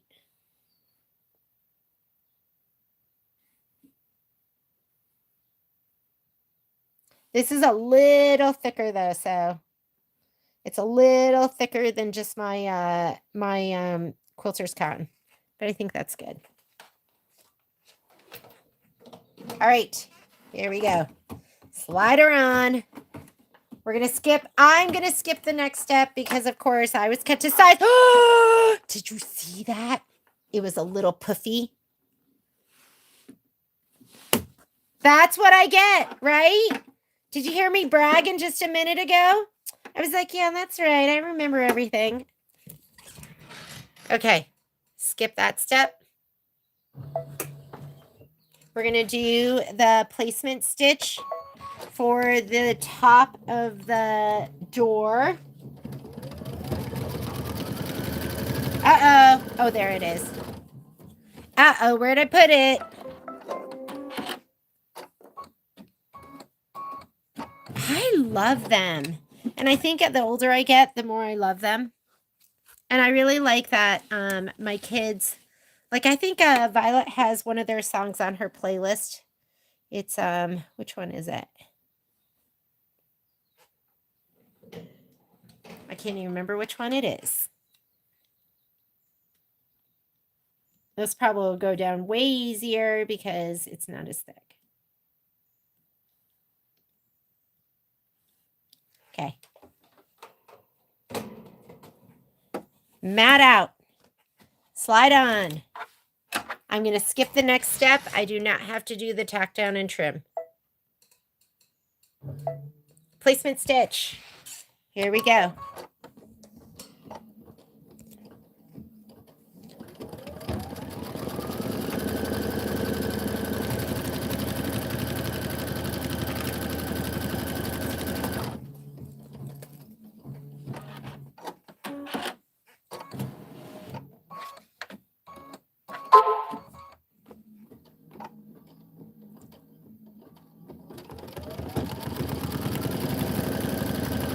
We've been stitching for what?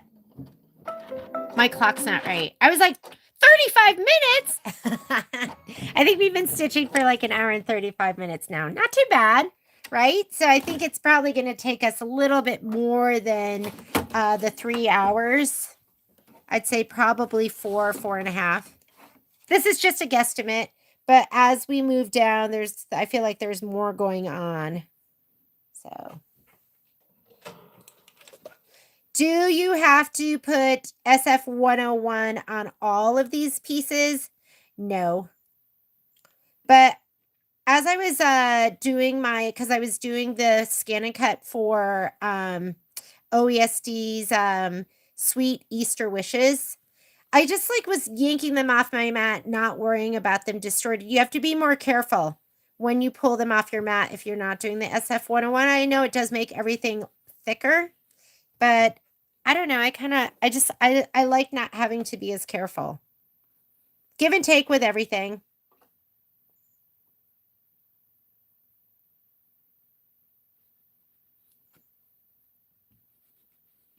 You actually have the vinyl hollow notes.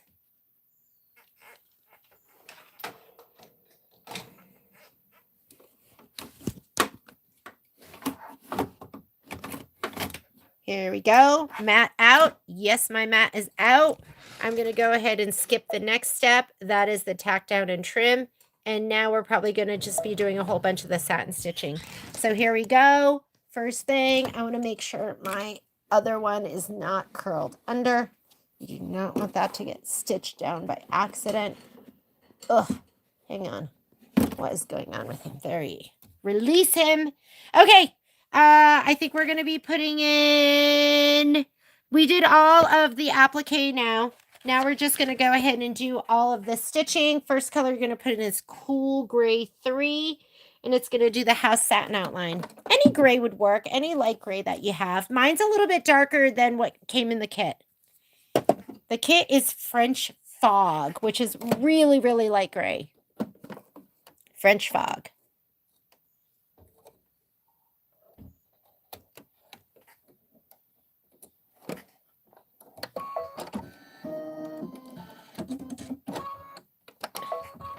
And here we go. So it's going to go up this side.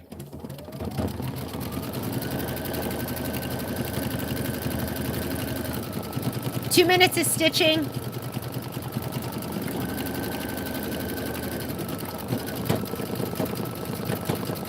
So thread colors you need, your French fog, your buttermilk. And then we're going to do shadow and lead gray. Linen for the door satin outline, and you do have some raindrops on this, so you're going to need your magic mint. Just get it all out.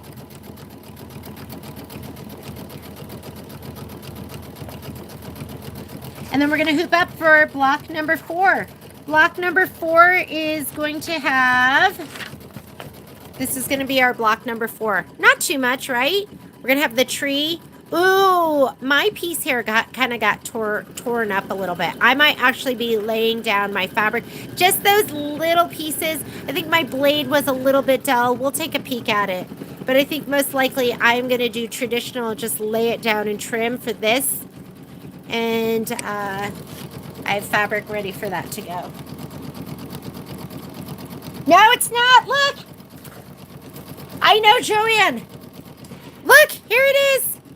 These, like all these threads are all on here because these were all sewn down at some point. Look, do you see the back? Yeah. Joanne, I need all the help you can give me. Just shout it out.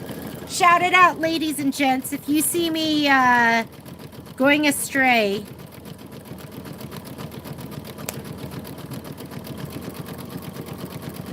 No, Joanne, Joanne, I'm a mat expert, a mat removal expert now. I don't forget it. Just kidding. Cute.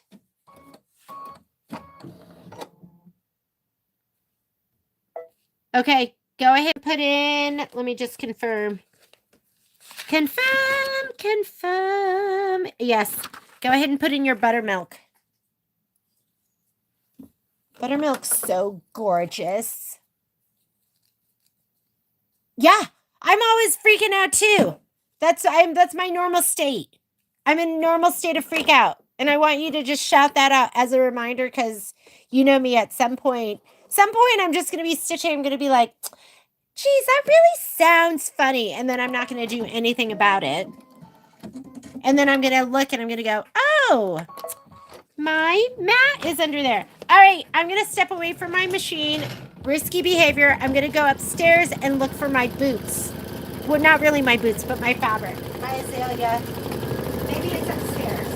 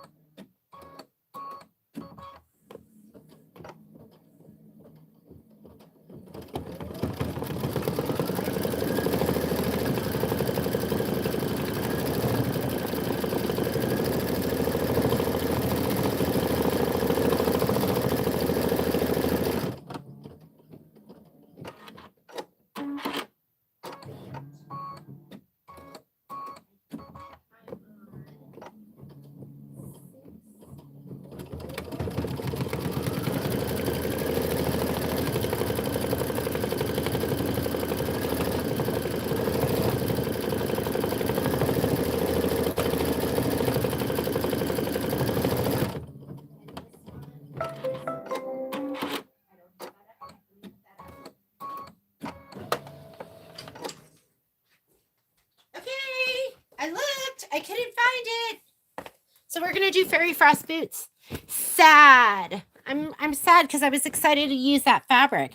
Okay, we're gonna go ahead and take out your buttermilk, and it looks like it's the outline of the let me look really quickly. The windows, and that's gonna be lead gray. So do lead gray. It's the lighter of your grays first. Let me just confirm. No. I'm sorry. I'm looking at the wrong. Well, am I looking at the right thing? So the gray with a circle in it. Yes, lead gray. Lead gray. Let's go ahead and put that in. I don't know if you could hear me. I was in the other. Please hit the thumb. Yes, please do hit the thumbs up. And if you feel like compelled to hit the thumbs down, don't do it. It hurts my feelings. I know. I should have tougher skin, right? But I'm like, I try really hard. I get it though. You're like, okay, we're on the 4th block and now we're finally figuring it out. Yeah. But yeah, I think the thumbs up helps our algorithm.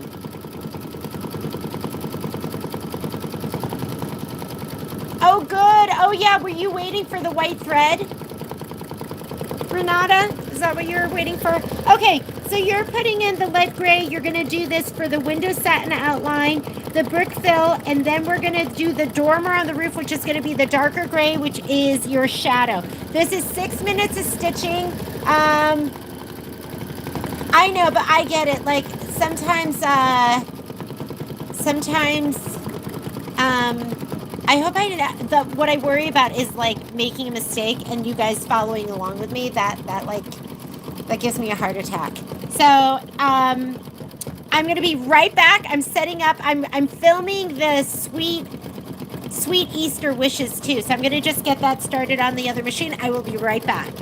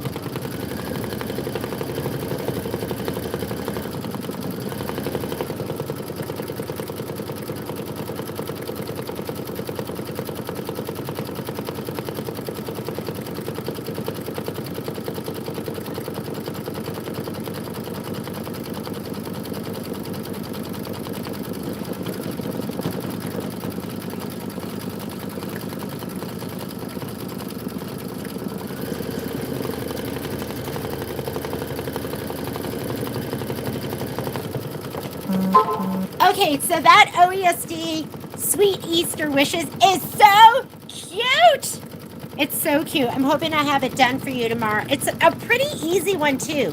Like the stitch out's pretty fast. Last night I did 4.5 blocks. It's only 9 blocks total, so it's a good one to get started with. And what was I gonna say? I was in that video because I'm filming it for you on my multi-needle. I was talking about how I feel like I don't know if it's a Brady Bunch episode or if it was like Three's Company. It could have been like one of the boys where they're trying to go on like 2 dates at once. So they're running to like one table with a date, and then they're like, okay, I gotta run to the back. And then they run to the other table with a date. That's what I'm doing with you guys right now. But that one, I'm just finishing up a block. Yeah, no. Sometimes I definitely, there's probably been some thumbs down moments.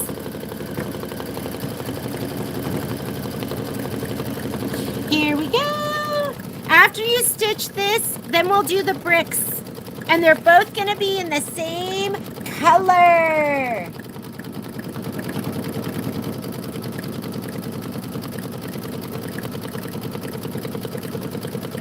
Well, I was thinking about some of my initial scan and cut videos when I was like learning. And then people, what I really like is people, there'll be comments like, why aren't you doing it this way? And it's because I didn't know. But those are comments that have helped me grow and hopefully get a little bit better.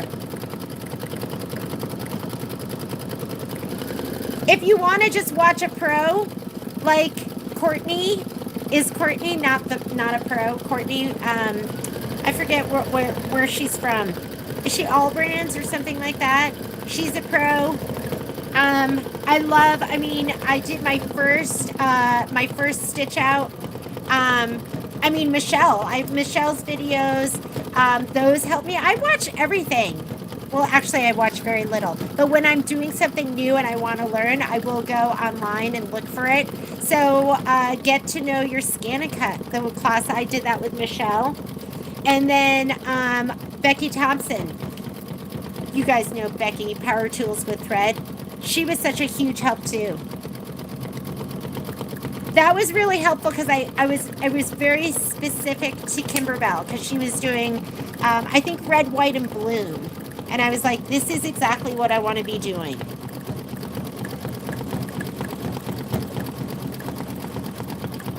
There's so many great educators out there.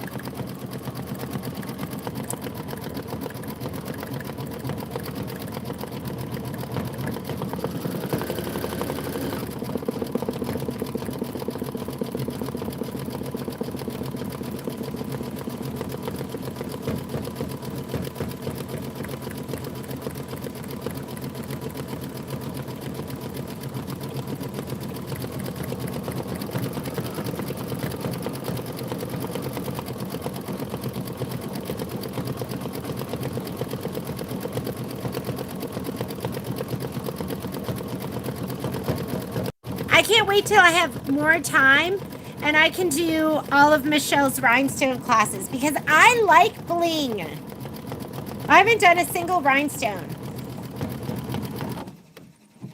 but I'm going to do them all.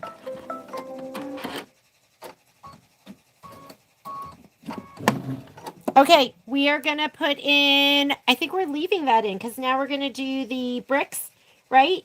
So leave in your lead gray, do the bricks.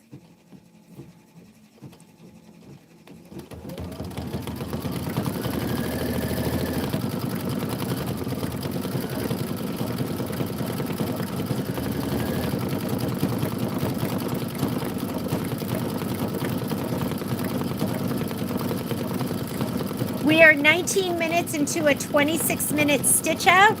So we're going to go ahead. I do have to go right at 3 because we have a Q&A for our trip to Korea. But I will finish this one tonight. So if I don't finish, we'll get through as much as we can. And then I will film the rest.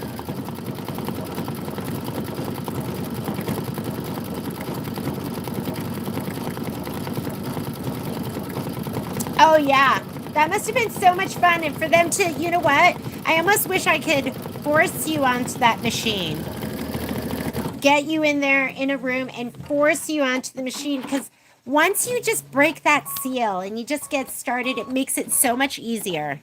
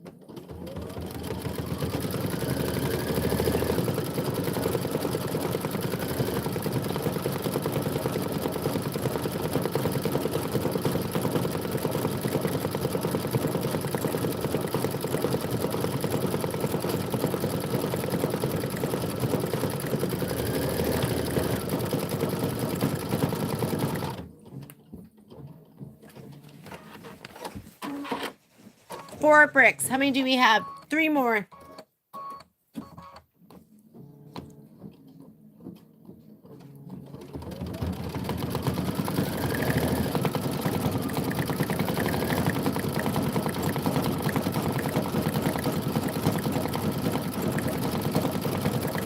When you add all those files, yeah, absolutely, Cindy. So you're going to do the same thing. Are you talking about when I did the scan and cut and I put up, because what I didn't realize, like I thought when you did a scan and cut, like one design, that was all you could send over through my connection.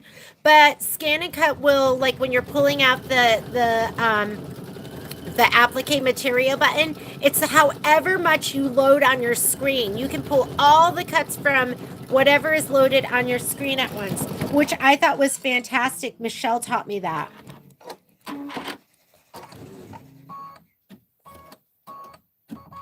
Yeah, and you can absolutely do that on the Stellar. You're going to do the same thing. You're going to make sure you have embroidery selected as your color. Put the design, you can do all, and if you want to do one at a time, if it gets too confusing, you can do one tile at a time. You don't have to do all the tiles from April, but I thought that was just a good way to do all the cutting. Okay, I'm going to do shadow. Give it a try. Don't be scared. Mama's here. And it's okay to make mistakes, right? So even the painful ones. Like, that was a really painful mistake when I didn't have my heat bond light fused well enough. I was like, oh, that's good enough. And then I put it, heat bond light side down on my brand new 12 by 24 inch mat. And then all the heat and bond stuck to the mat and ruined it. That was painful, but that has made me more careful. I'm more careful now. I was like, oh, I don't want to do that again. Made me scared too. I was like, is that going to happen again? So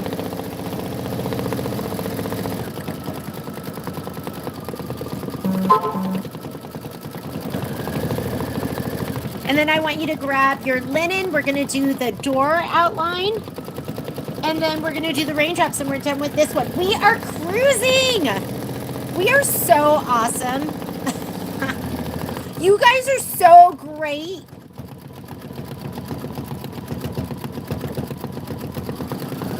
You cut some applique for, what's DBJJ? Is that Designs by Juju?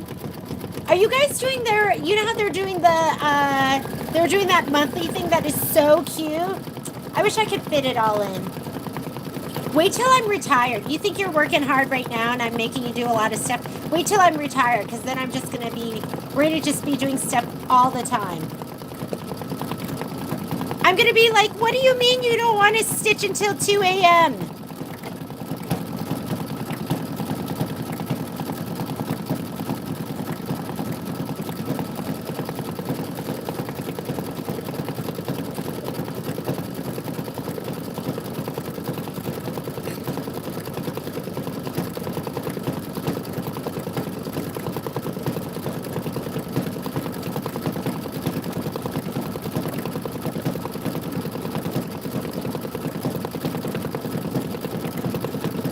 Okay, tell me, what do you love about the monthly Designs by Juju?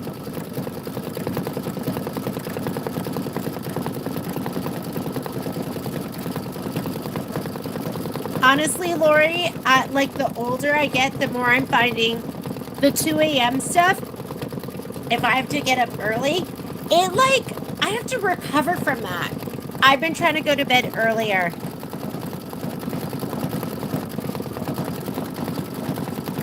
My body likes 2 a.m. though. Okay, so they're cute and fun to hang.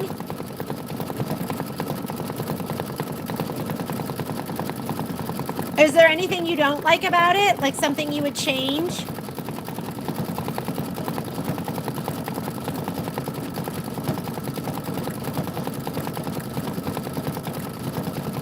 Ah, they're cheaper. So how much does it cost? Do you buy 1 month at a time? Or do you buy them individually? Like, are they getting released every month? For small and doable. I like small and doable. I like little bites.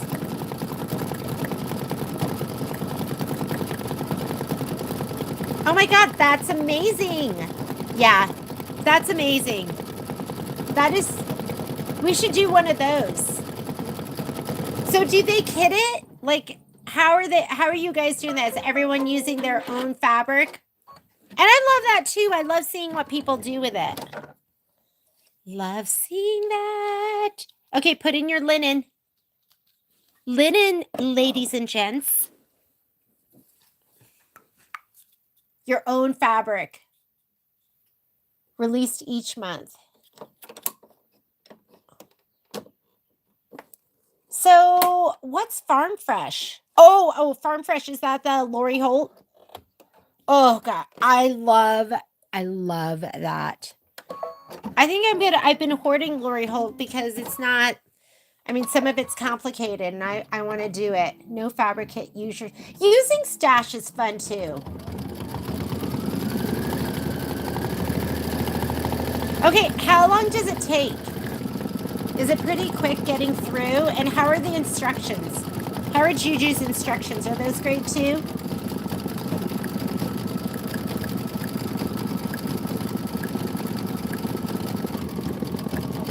Ah, so is Juju Julie?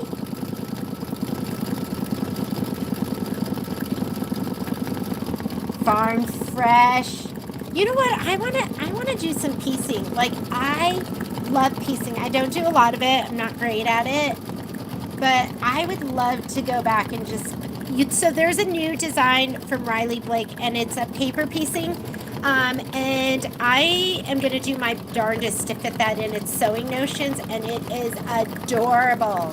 So I'm gonna see if I can whip that up. I miss it. Paper piecing's like one of my true loves.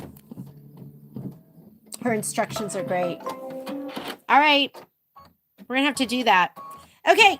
Go ahead and we are on to raindrops. Raindrops. So does she do a sew along? Do you guys like do a sew along with her once a month or you just go ahead and stitch it out on your own? How does that work?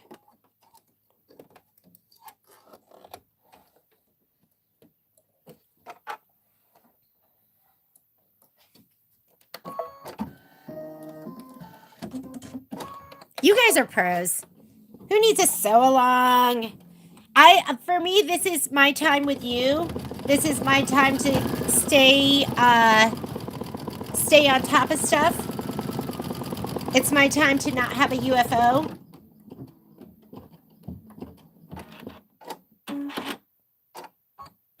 I need you guys more than you need me. Oh, it was just one little raindrop. Okay, let's rehoop. On to the next. It's pretty cute, right? Okay, so we learned a couple of things. Number one, with our next block, we're going to stitch out step 1 and 3 before we put anything down. And then we're going to lay down our batting, our background fabric, and then we're going to stitch 4. And so I'm hoping this is our 4th block. I'm hoping the 4th one is the charm. And then everything else will be perfect from here on out, right? Okay. I need you more than you need me.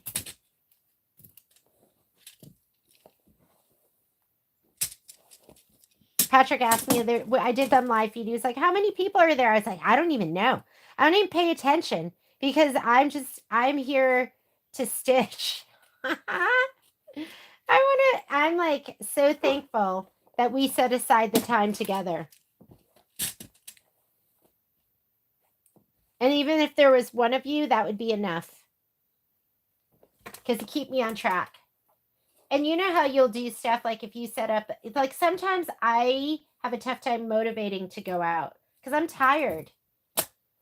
And, but you know, you set up that time with your girlfriend, you're going to do it. And then you appreciate it too. You're like, okay, I needed that. I need some girl time every once in a while. Or like time with Patrick. So, okay, Here we go. You have like, I usually have like a 1/4 of an inch, but you guys see there's like a big chunky amount in between each hooping. So that should be fine too. Let's come on over. Let's load up our next design. And now we know what to do. You guys knew what to do all along. You're like, hey, Jeannie, no. All right, I'm gonna slide my hoop on.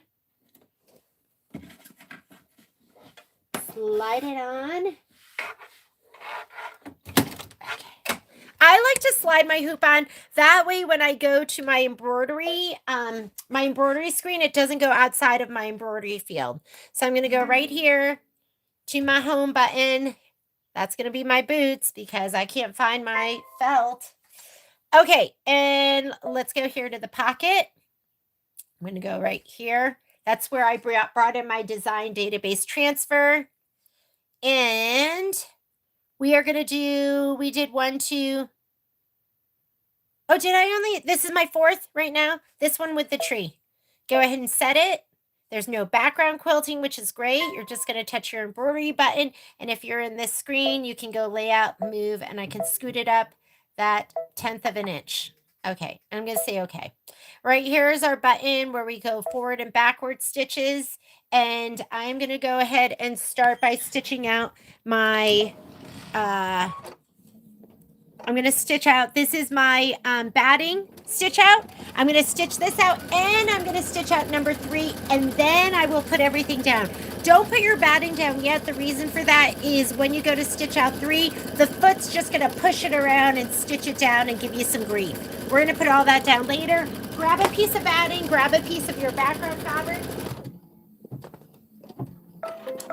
So cute. So adorable. I just love Kimberbell. I just feel like the designs are great. They're cute without being too cute. Okay, we're going to skip this step because we're going to put down a piece of pre-cut batting that's cut to size. So I'm skipping the batting tack down, but I am going to do step 3, and I'm doing step 3 without anything down. And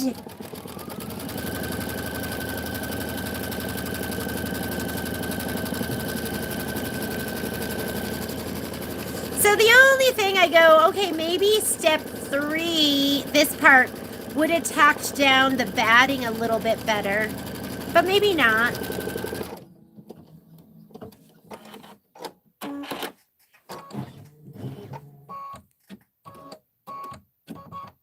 Oh, I'm torn.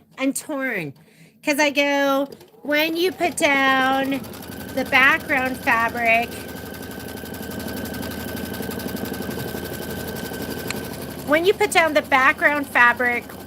with the batting, that stitch that came on the outside might have done a little bit to hold the batting down. And then this stitch right here would be holding your background fabric down. Okay, let's put it all down and see how we feel. I was watching it stitch, so I wasn't spraying. So let me grab my spray. Let me feel for the icky side. The icky side's the bumpier side. I don't know if it's necessarily the ickier side, but that's what I call it. So what I think we're going to lose by putting this down now is that double stitching. But let's go ahead and we're going to take our batting. I guess it's going to be okay. Nothing's perfect. Okay, now we're going to put this down, center it to it. I cut my batting a little bit bigger. Like I said, I think it was like maybe 1/8 of an inch bigger, something like that. Slide this on. We are going to do step 4. And 4, I think 4 is going to be the big outline stitch. So we can use, we can leave that. I have a magic mitt in there. We can leave that in because I think this is our cut line. But I'm not going to cut direct. If it is the cut line, I'm not going to cut directly on this line. I will use a ruler and I'll fussy cut it to this line. Because you know it pulls and it stretches as you're stitching. So yeah, let me stitch one together and make sure it looks right. Hey, Miss Rebecca.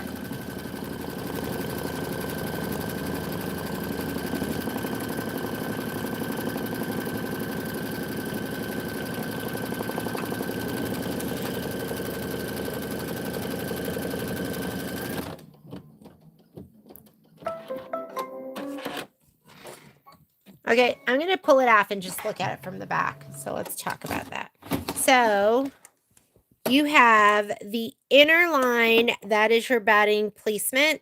This is the 3. And then this one is the 3 and the 4. And so I think we trimmed to this line and we sewed to this line is what I'm thinking, right? And all you see on the front is the one outside line. So I think this is appropriate. For those of you that finished this, is this what you have? This is what's appropriate, right? We did it. We figured it out. It only took us our 4th tile. Hello from Hanover. I love the East Coast.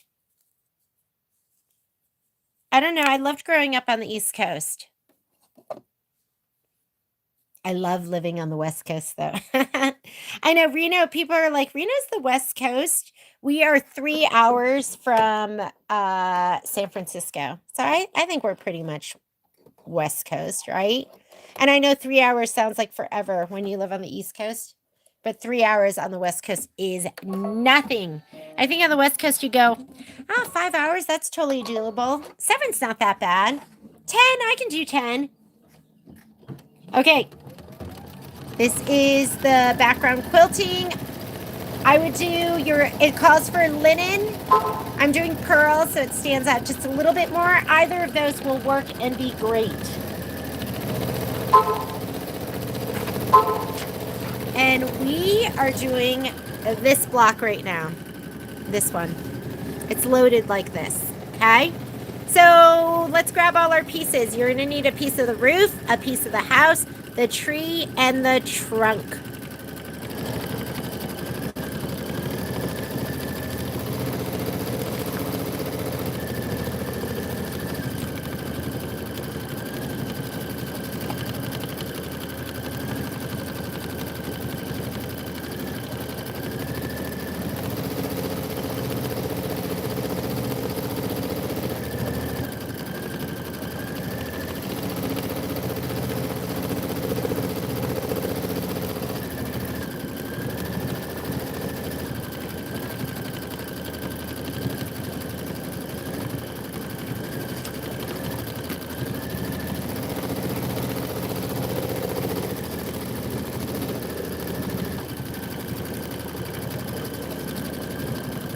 So this is what happened to my trunk. I mean, it was just so fine and so thin.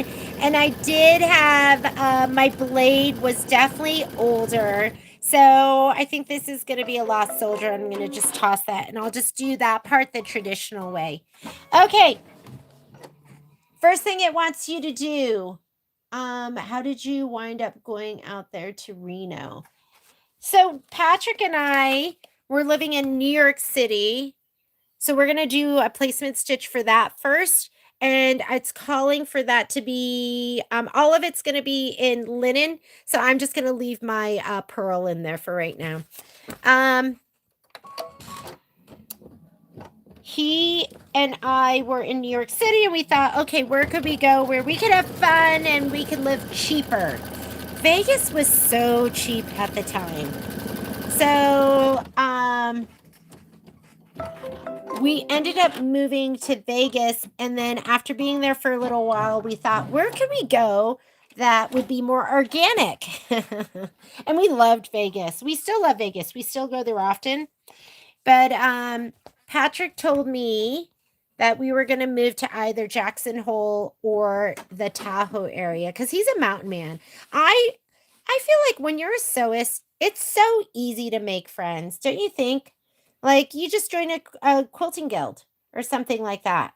And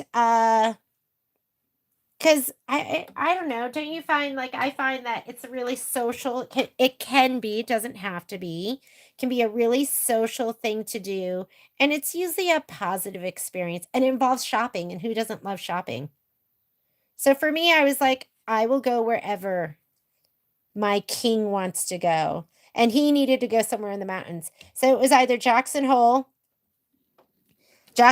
Wyoming, or the Tahoe area. I had never been to either, but Jackson sounded so cold to me, and I didn't want to be in the freezing cold. So we ended up here, and it's been like the best decision. I've lived here longer than I've lived anywhere, and Reno is like, it's a hidden gem. At least it was then.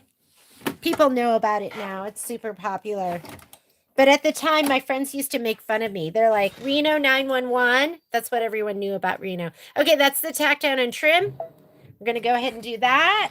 I'm just going to leave my pearl in there. And now we're going to put on the little roofy roof. You want this piece right here. We love it here. And it's great for Patrick because it has every adventure he could think of. It's got the skiing, the mountain biking, the climbing. And we've met so many wonderful people here, but I've never worried. I would, of course, be devastated to leave my community here, but I've always been like, oh, it'll just be easy to make new friends if you go someplace else. I'll join a guild.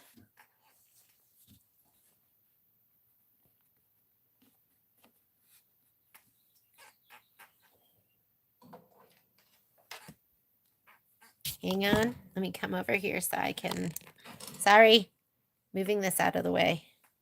Matt under there? Yep, that would be the worst. But I know a guy who could get me a new bed to my machine if I ever melted it.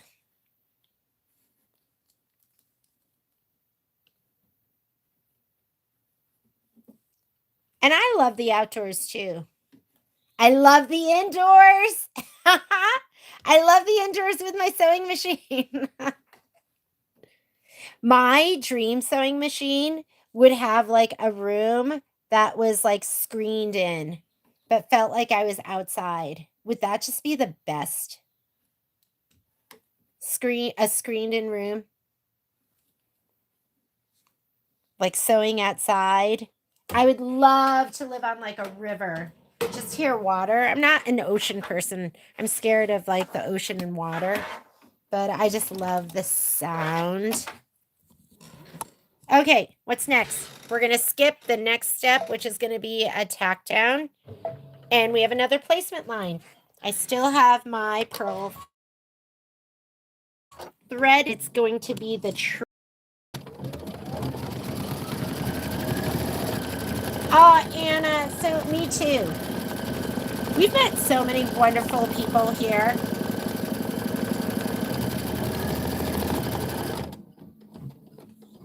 But I love my East Coasters. I love you. Patrick and I actually met in Denver, Colorado in 1995. That's where we met, but we were just kind of acquaintances.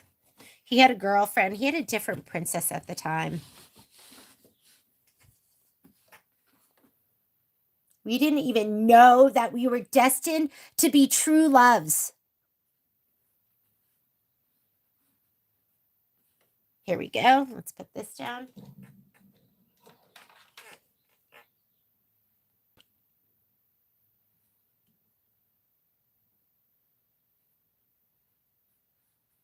And if you didn't pre-cut, you're going to do the tack down and trim. And if you go, I would never want to scan and cut. I never want to have to figure that out. I totally get it. That was me. That was me for a long, long, long, long time. And at some point, you might come to the dark side too. And if you never make it, that's okay too.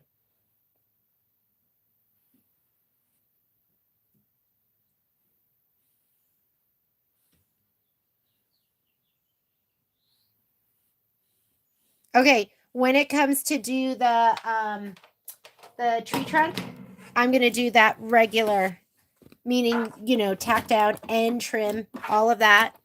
All right, skip this for me. I do not need to do the tack down and trim. And I am going to do this part, which is going to be the satin stitch on the tree. And it is calling for, are we to that? Stitch the tree placement line, stitch the tree tack down, stitch the tree decorative outline.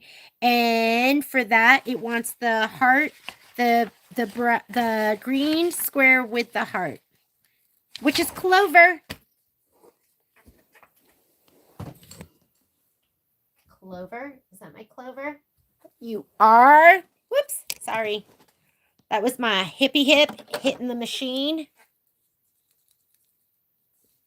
This is going to be just a 1 minute stitch out. I call this the Kimberbell stitch. And one of the things I love about this scan and cut is that it cuts it so perfectly to that placement line that when you fuse this down, as long as you're not like fusing it down, not within the lines, then that Kimberbell stitch is going to be so perfectly on there. It just looks so good. You're like, wow, look how good I am. Take all the credit. Take it all.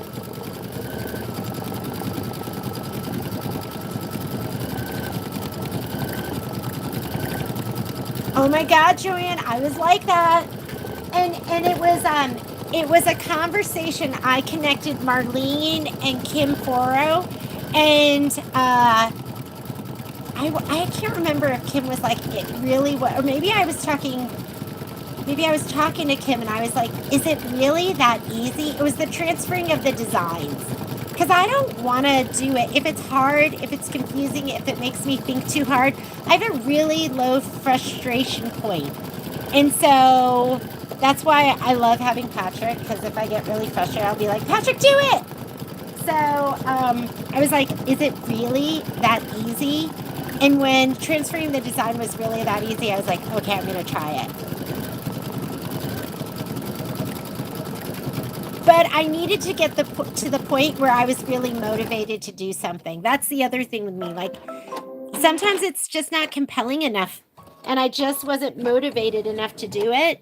And I finally got motivated enough. Okay, you want to do the square with the cutout.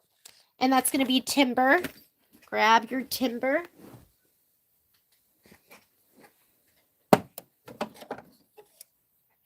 And now it's kind of like part of my process. But I do like to do stuff with you where we're just doing traditional applique. So maybe I'll do sip-in. Maybe we'll do half of it. Well, that's kind of hard once you set it all up. Maybe we'll do Autumn Acres. I'll do sip-in where we cut everything. And maybe we'll do Autumn Acres, just traditional applique.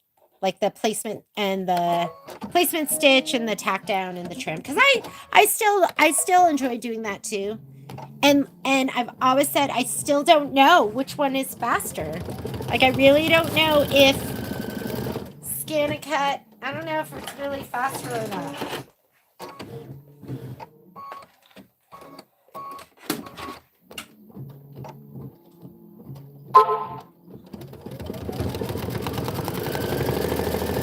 Whoop, sorry. Hang on. My computer was dying, so I was kind of trying to get everything over here. Okay, so I'm going to grab my piece of mocha spice right here. And I'm going to give it a little shot of spray in my spray tent right here.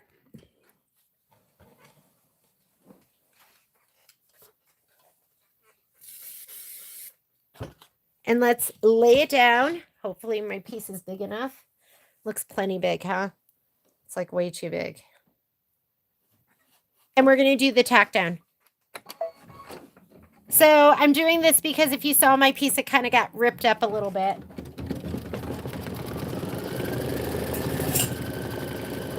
If I'm trimming close to the stitch line, these are my trimmers of choice. They're the Kimberbell snips. I love them.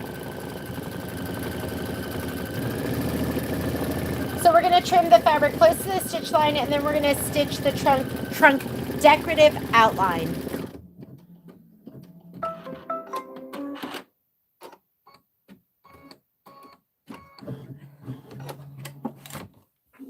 Okay, go ahead and trim it up.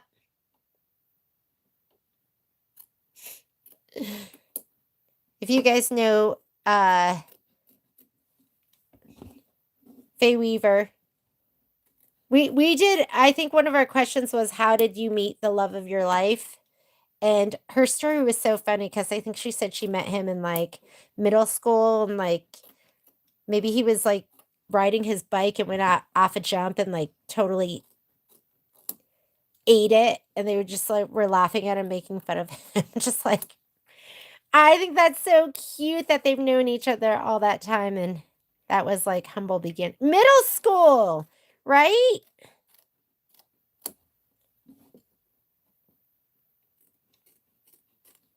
I wish I'd met Patrick in middle school. But look at, we met I guess we met 1995. We met 5 years before we started dating, or we were even interested. So I guess maybe it wouldn't have mattered if we met in middle school. Okay, go ahead and do the decorative stitching for setting up the scan and cut. Oh, I don't have a video. Can I tell you how much I struggled? I could not even, my account was set up and connected to a store scan and cut, and just getting it disconnected from the store scan and cut and hooked up to my own scan and cut at home. And then I can't remember what else, but there was something else that made it really complicated. I actually I was filming how to set up your scan and cut, and I had so many issues I never posted it. And it took me having to call brother, and then I think Michelle and another brother educator finally were able to help me figure out how to get it all hooked up. But I almost gave up just because I couldn't get all my stuff connected. I wish I could help you with that, but I think, yeah, hopefully there's something out there, but I couldn't even do it. I don't even know how I got mine set up.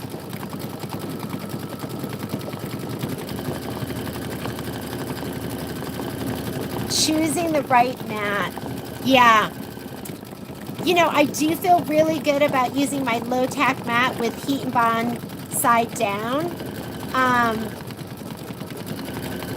I did use my standard mat too, but not a brand new one because it's too much stick. And then I do like the fabric mat with the fabric side down. I'm still learning. I don't know.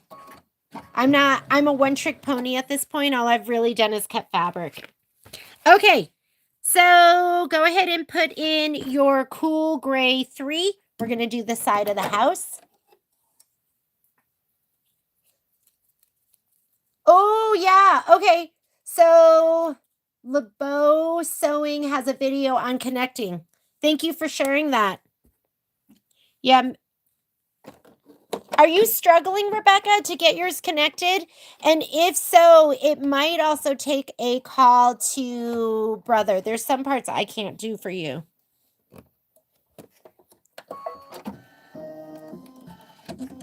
But I had to unregister and re-register stuff, and it was complicated. So I would reach out to watch the video, LeBeau Sewing, see what they have, and then I would reach out to brother directly and see if they can help you. And worst case scenario, you can always reach out to us, and maybe we could help you. But like I said, I really struggled getting mine connected.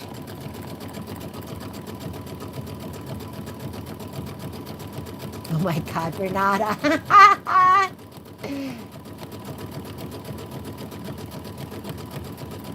Wow, Renata. Stopping men on the street are stopping to get your number.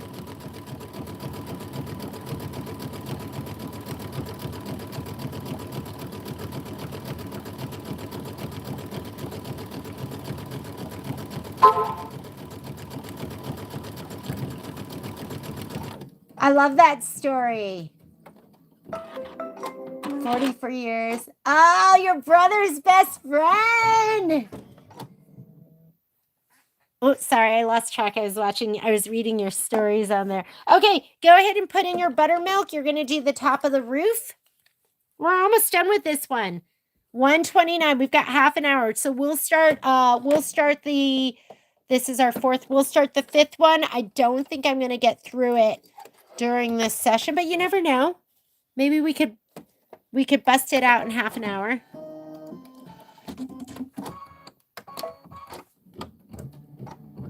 Told me he wanted to date me. Oh my God. Is he your first love? 16 and 17? I love that story. So Violet's dating, sorry, is that not good? Not a great view. So Violet is, I was like, oh, I told Patrick, I go, I would be happy if this was Violet's one and only.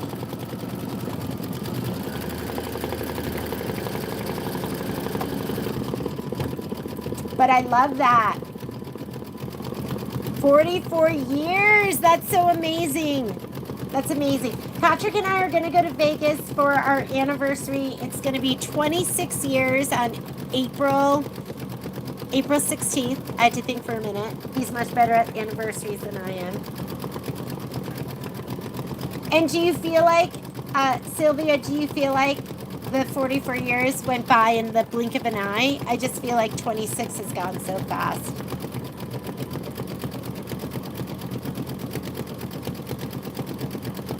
Tina, what are you trying to pick out? Do you need any help?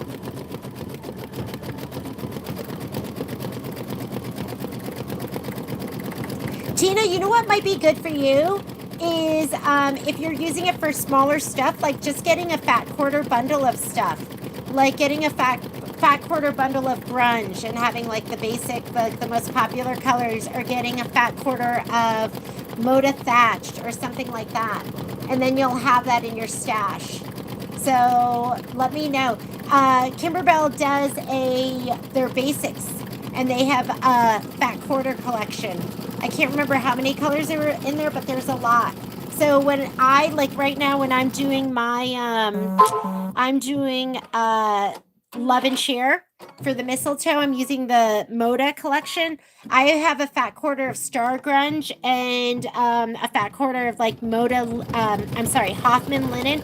So I have a couple different fat quarters, and I just pull from those. So let me know if I can help you pick anything out. 38 married in August. Wow. Where does the time go? I'm telling you, it just goes so fast.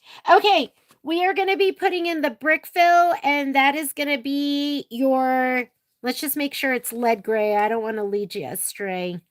But the circle with the dot is lead gray. Yep. I thought it would be weird for them to be changing up the color, but just in case.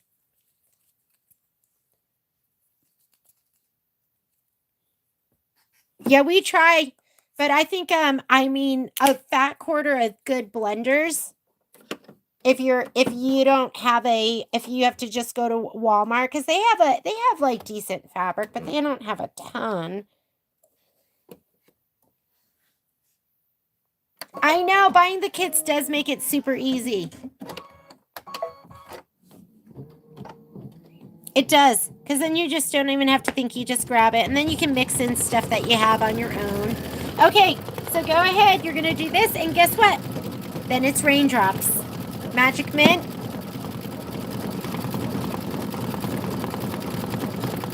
For salad and potatoes.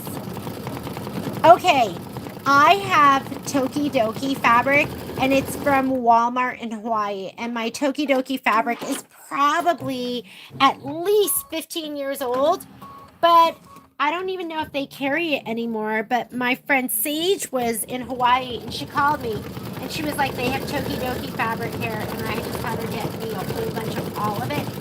So nice. Here, it's right here behind me.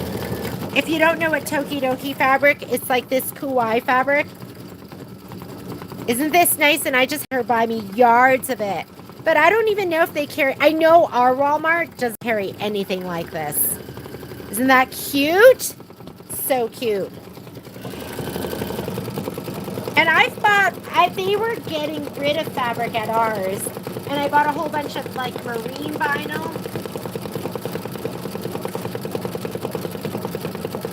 don't even know if I can get this back in there now. We'll do it later.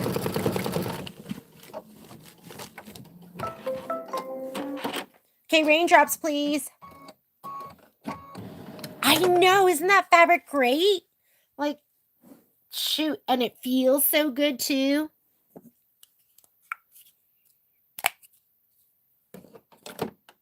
I don't know if they call it quad, like maybe it has a different name.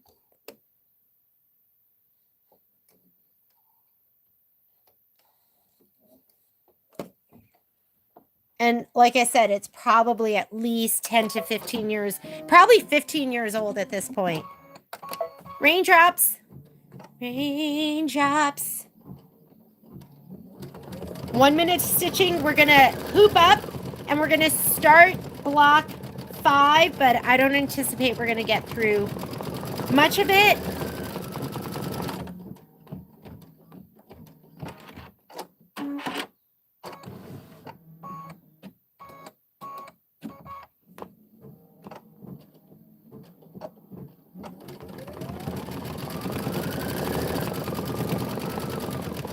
There are only 2 raindrops.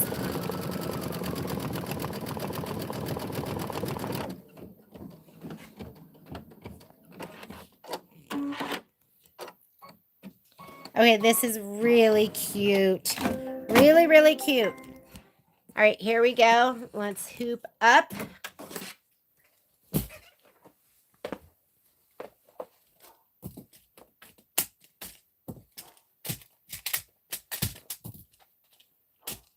From the back side, I like to go ahead and trim right between the 2, right down the middle.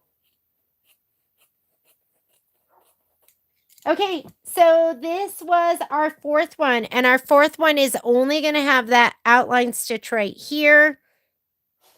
I mean, everything is stitched down, but this is how it wants it, right?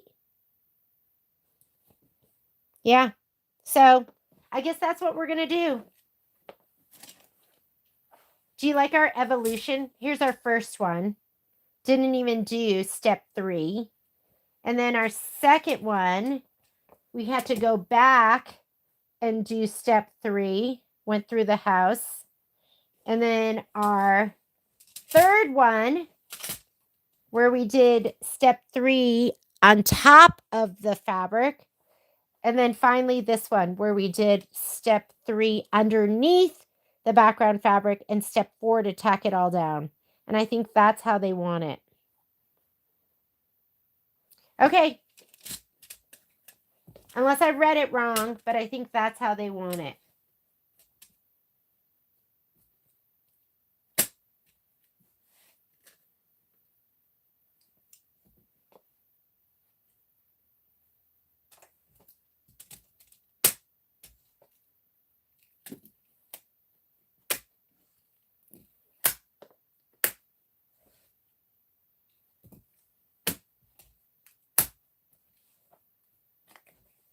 Okay, back to the machine. Let's load our design. I'm going to slide my hoop on. Let me take a peek. Looks like my bobbin. Looks like it'll last through this. I'm going to slide on my hoop. And right here, let's go okay. I'm going to go home to clear my screen. I'm going to go embroidery and pocket. And this is where I go for design database transfer. And we are on the one with the boots. So am I on the boots? No, I'm on this one with the umbrella. And whichever one you want to do. I think we were supposed to start down at the bottom. I started at the top. So go ahead and set it. Go to your embroidery screen, layout. If you want, you can snug it all the way up to the top. Say okay. And then I'm going to touch this button here where I can go backwards and forward stitches. So let's touch that. And I have my mint green in there, my magic mint. I'm just going to start by stitching steps 1 and 3. And then we'll put down our batting and our background.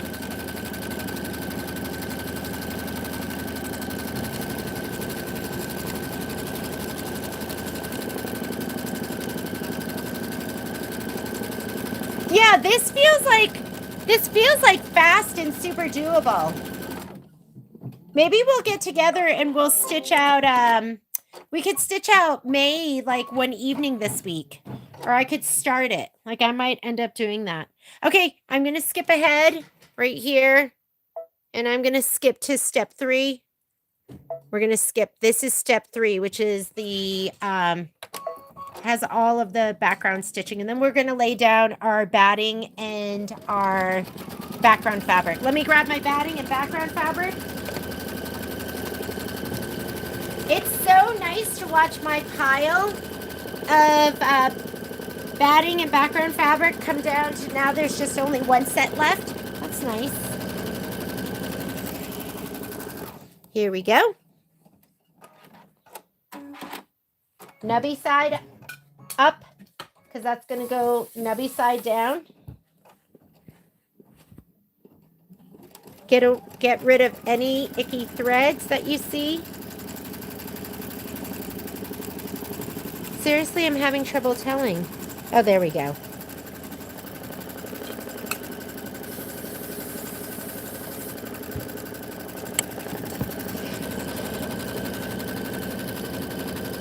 Hang on a second, my filming arm is stuck.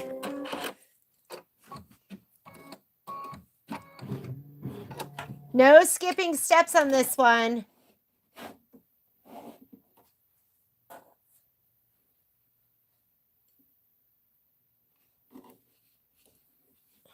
I'm still skipping step 2.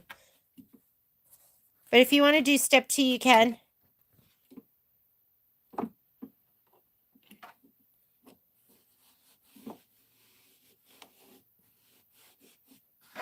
Slide this back on. Okay, we are doing step 4. And this doesn't matter. I think 4 is the cut line. So I am doing a color you can see. And I wouldn't cut directly on this line. I would still fussy cut to this. If you, like what I do with my OESD tiles is, now I'm thinking, do I do that? I think I fussy cut to it and just make sure that the outline is perfect on all of them. And then I stitch my 1/2-inch seam allowance. I could be making that up. I could be just remembering it that way. Okay, we're on to the one with the umbrella, which should have been the first one. That is the first block. Here we go. So we have some color instructions. So this is stitch the background, tack down, trimming line, do not trim the fabric. And now we're going to stitch the quilting detail. So go ahead and put in whatever color you want for this.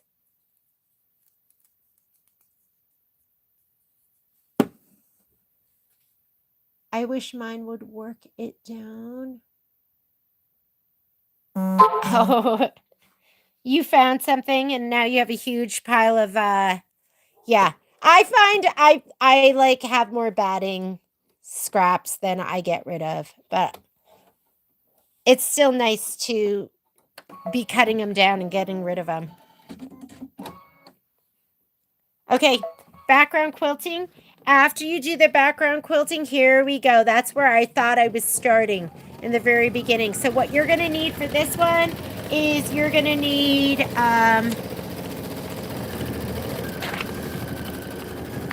the house right here, the bottom of the door, the window, the grass, the umbrella, and the boots. So you have a whole bunch of different stuff to find. So go ahead and pull those pieces out.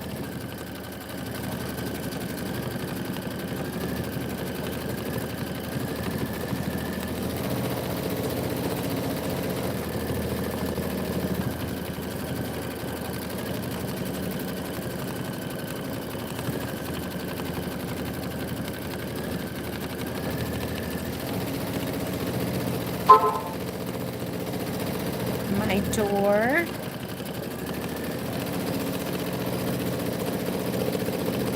window.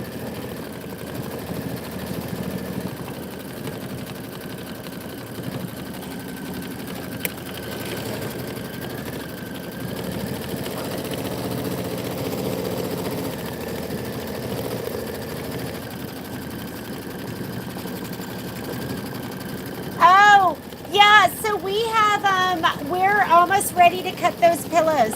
So we'll have kits for those, for the country blooms. I just had to get some of that, navy blue with the polka dot. So I think that should be coming soon, and then we'll get those cut and kitted. We'll probably do that this week. All right, I'm going to go ahead and hit start because we're going to do the placement stitch. Yes, so I'll show it to you for those people that don't know what we're talking about right now. It just wants you to leave linen in for everything. I purl, so I'm just going to leave it in.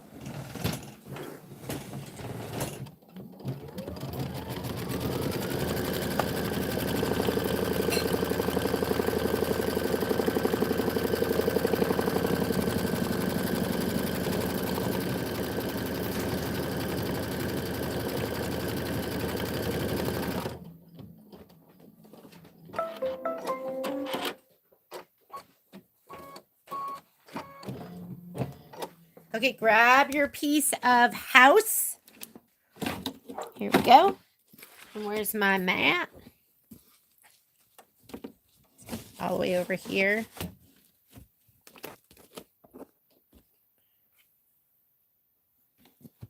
This is thick fabric, so it's kind of takes a little bit of work to adhere it down.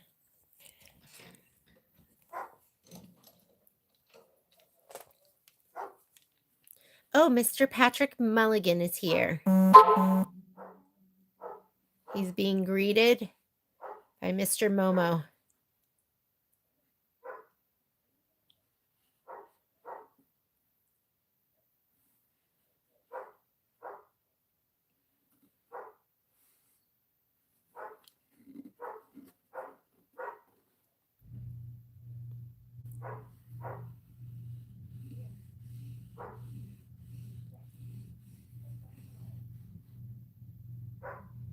What time is it? 1:47?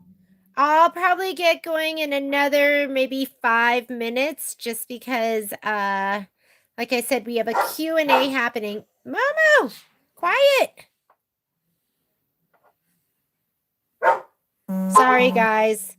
I had the door open. Momo's out there. He's so excited.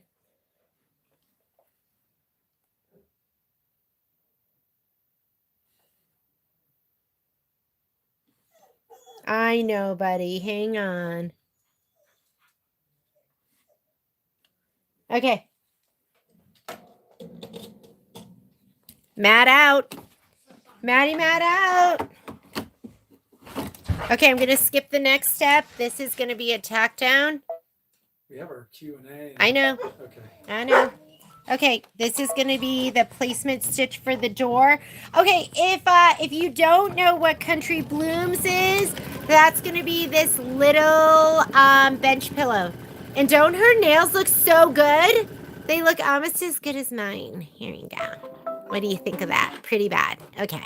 So we will have this either this week. If not this week, we'll have it next week. Maybe if you guys are getting sipping, we can go ahead and send them out together. But we'll put that up in the queue. Here is the door. I know it's cute, isn't it? It's adorable. And it's a little bench pillow. So, and I feel like their whatchamacallit, their sizing is generous. So the kit, I bet you could probably do something bigger if you wanted with the kit. Here we go. Here is, so either do the tack down or you're going to go ahead and fuse right now if you've already prepared this.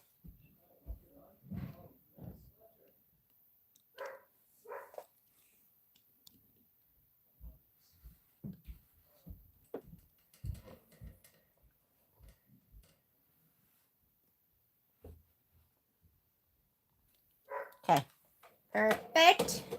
What's next? Mat is out. Mat out. Sun's out. Mat's out. Okay, next one. Momo, quiet.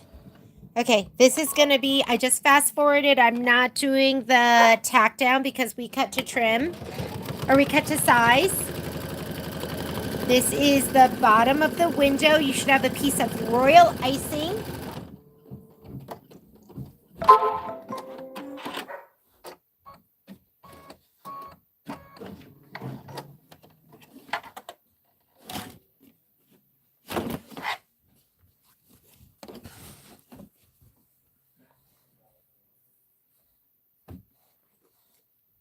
Make sure you have it down. I think this piece is just a rectangle.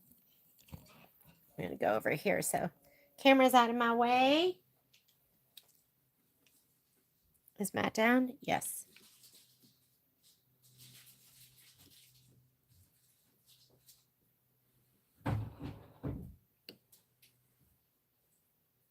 Where are we setting up, babe? Why don't you go get the luggage? I'm going to show that off. Go get it. What?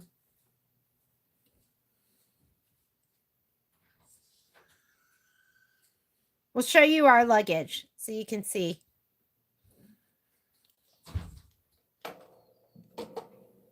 Okay, Matt out.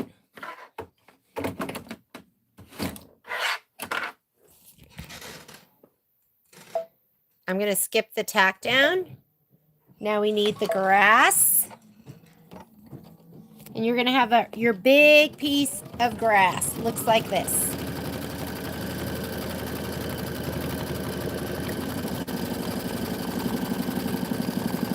You want to see the luggage too?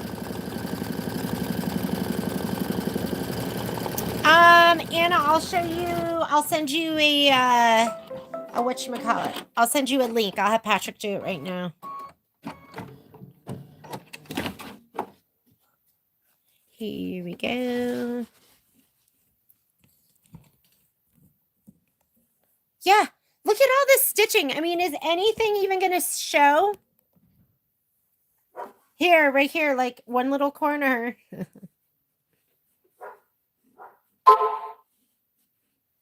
Like a glove. I know Patrick was probably going, I don't feel like getting it out, but it's easy when you're like, can you go get it?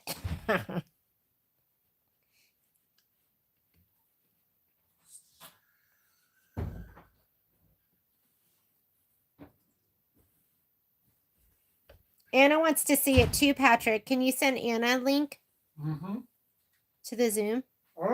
Yeah. Anna Crew.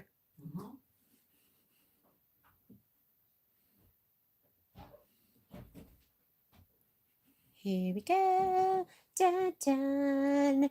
Mushroom risotto. Okay, can I tell you there's two foods I don't like? Olives and mushrooms. But I want to like mushrooms so badly because it looks so good to me. Like a portobello mushroom like sandwich. That sounds so good to me. It looks so good. But when I eat a mushroom, I feel like I'm eating dirt. I try. I'm telling you, every year I try. I go, maybe this is the year I'm going to like mushrooms. And it doesn't happen. I just want to make sure there's a mat under here.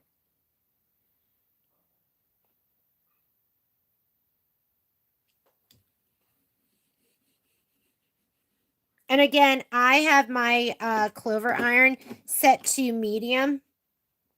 If you're finding it's not, the high is so hot.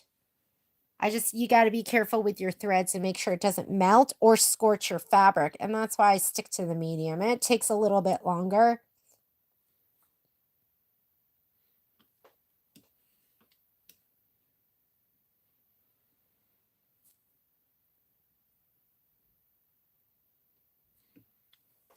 Okay, there we go. Where are we at? 154.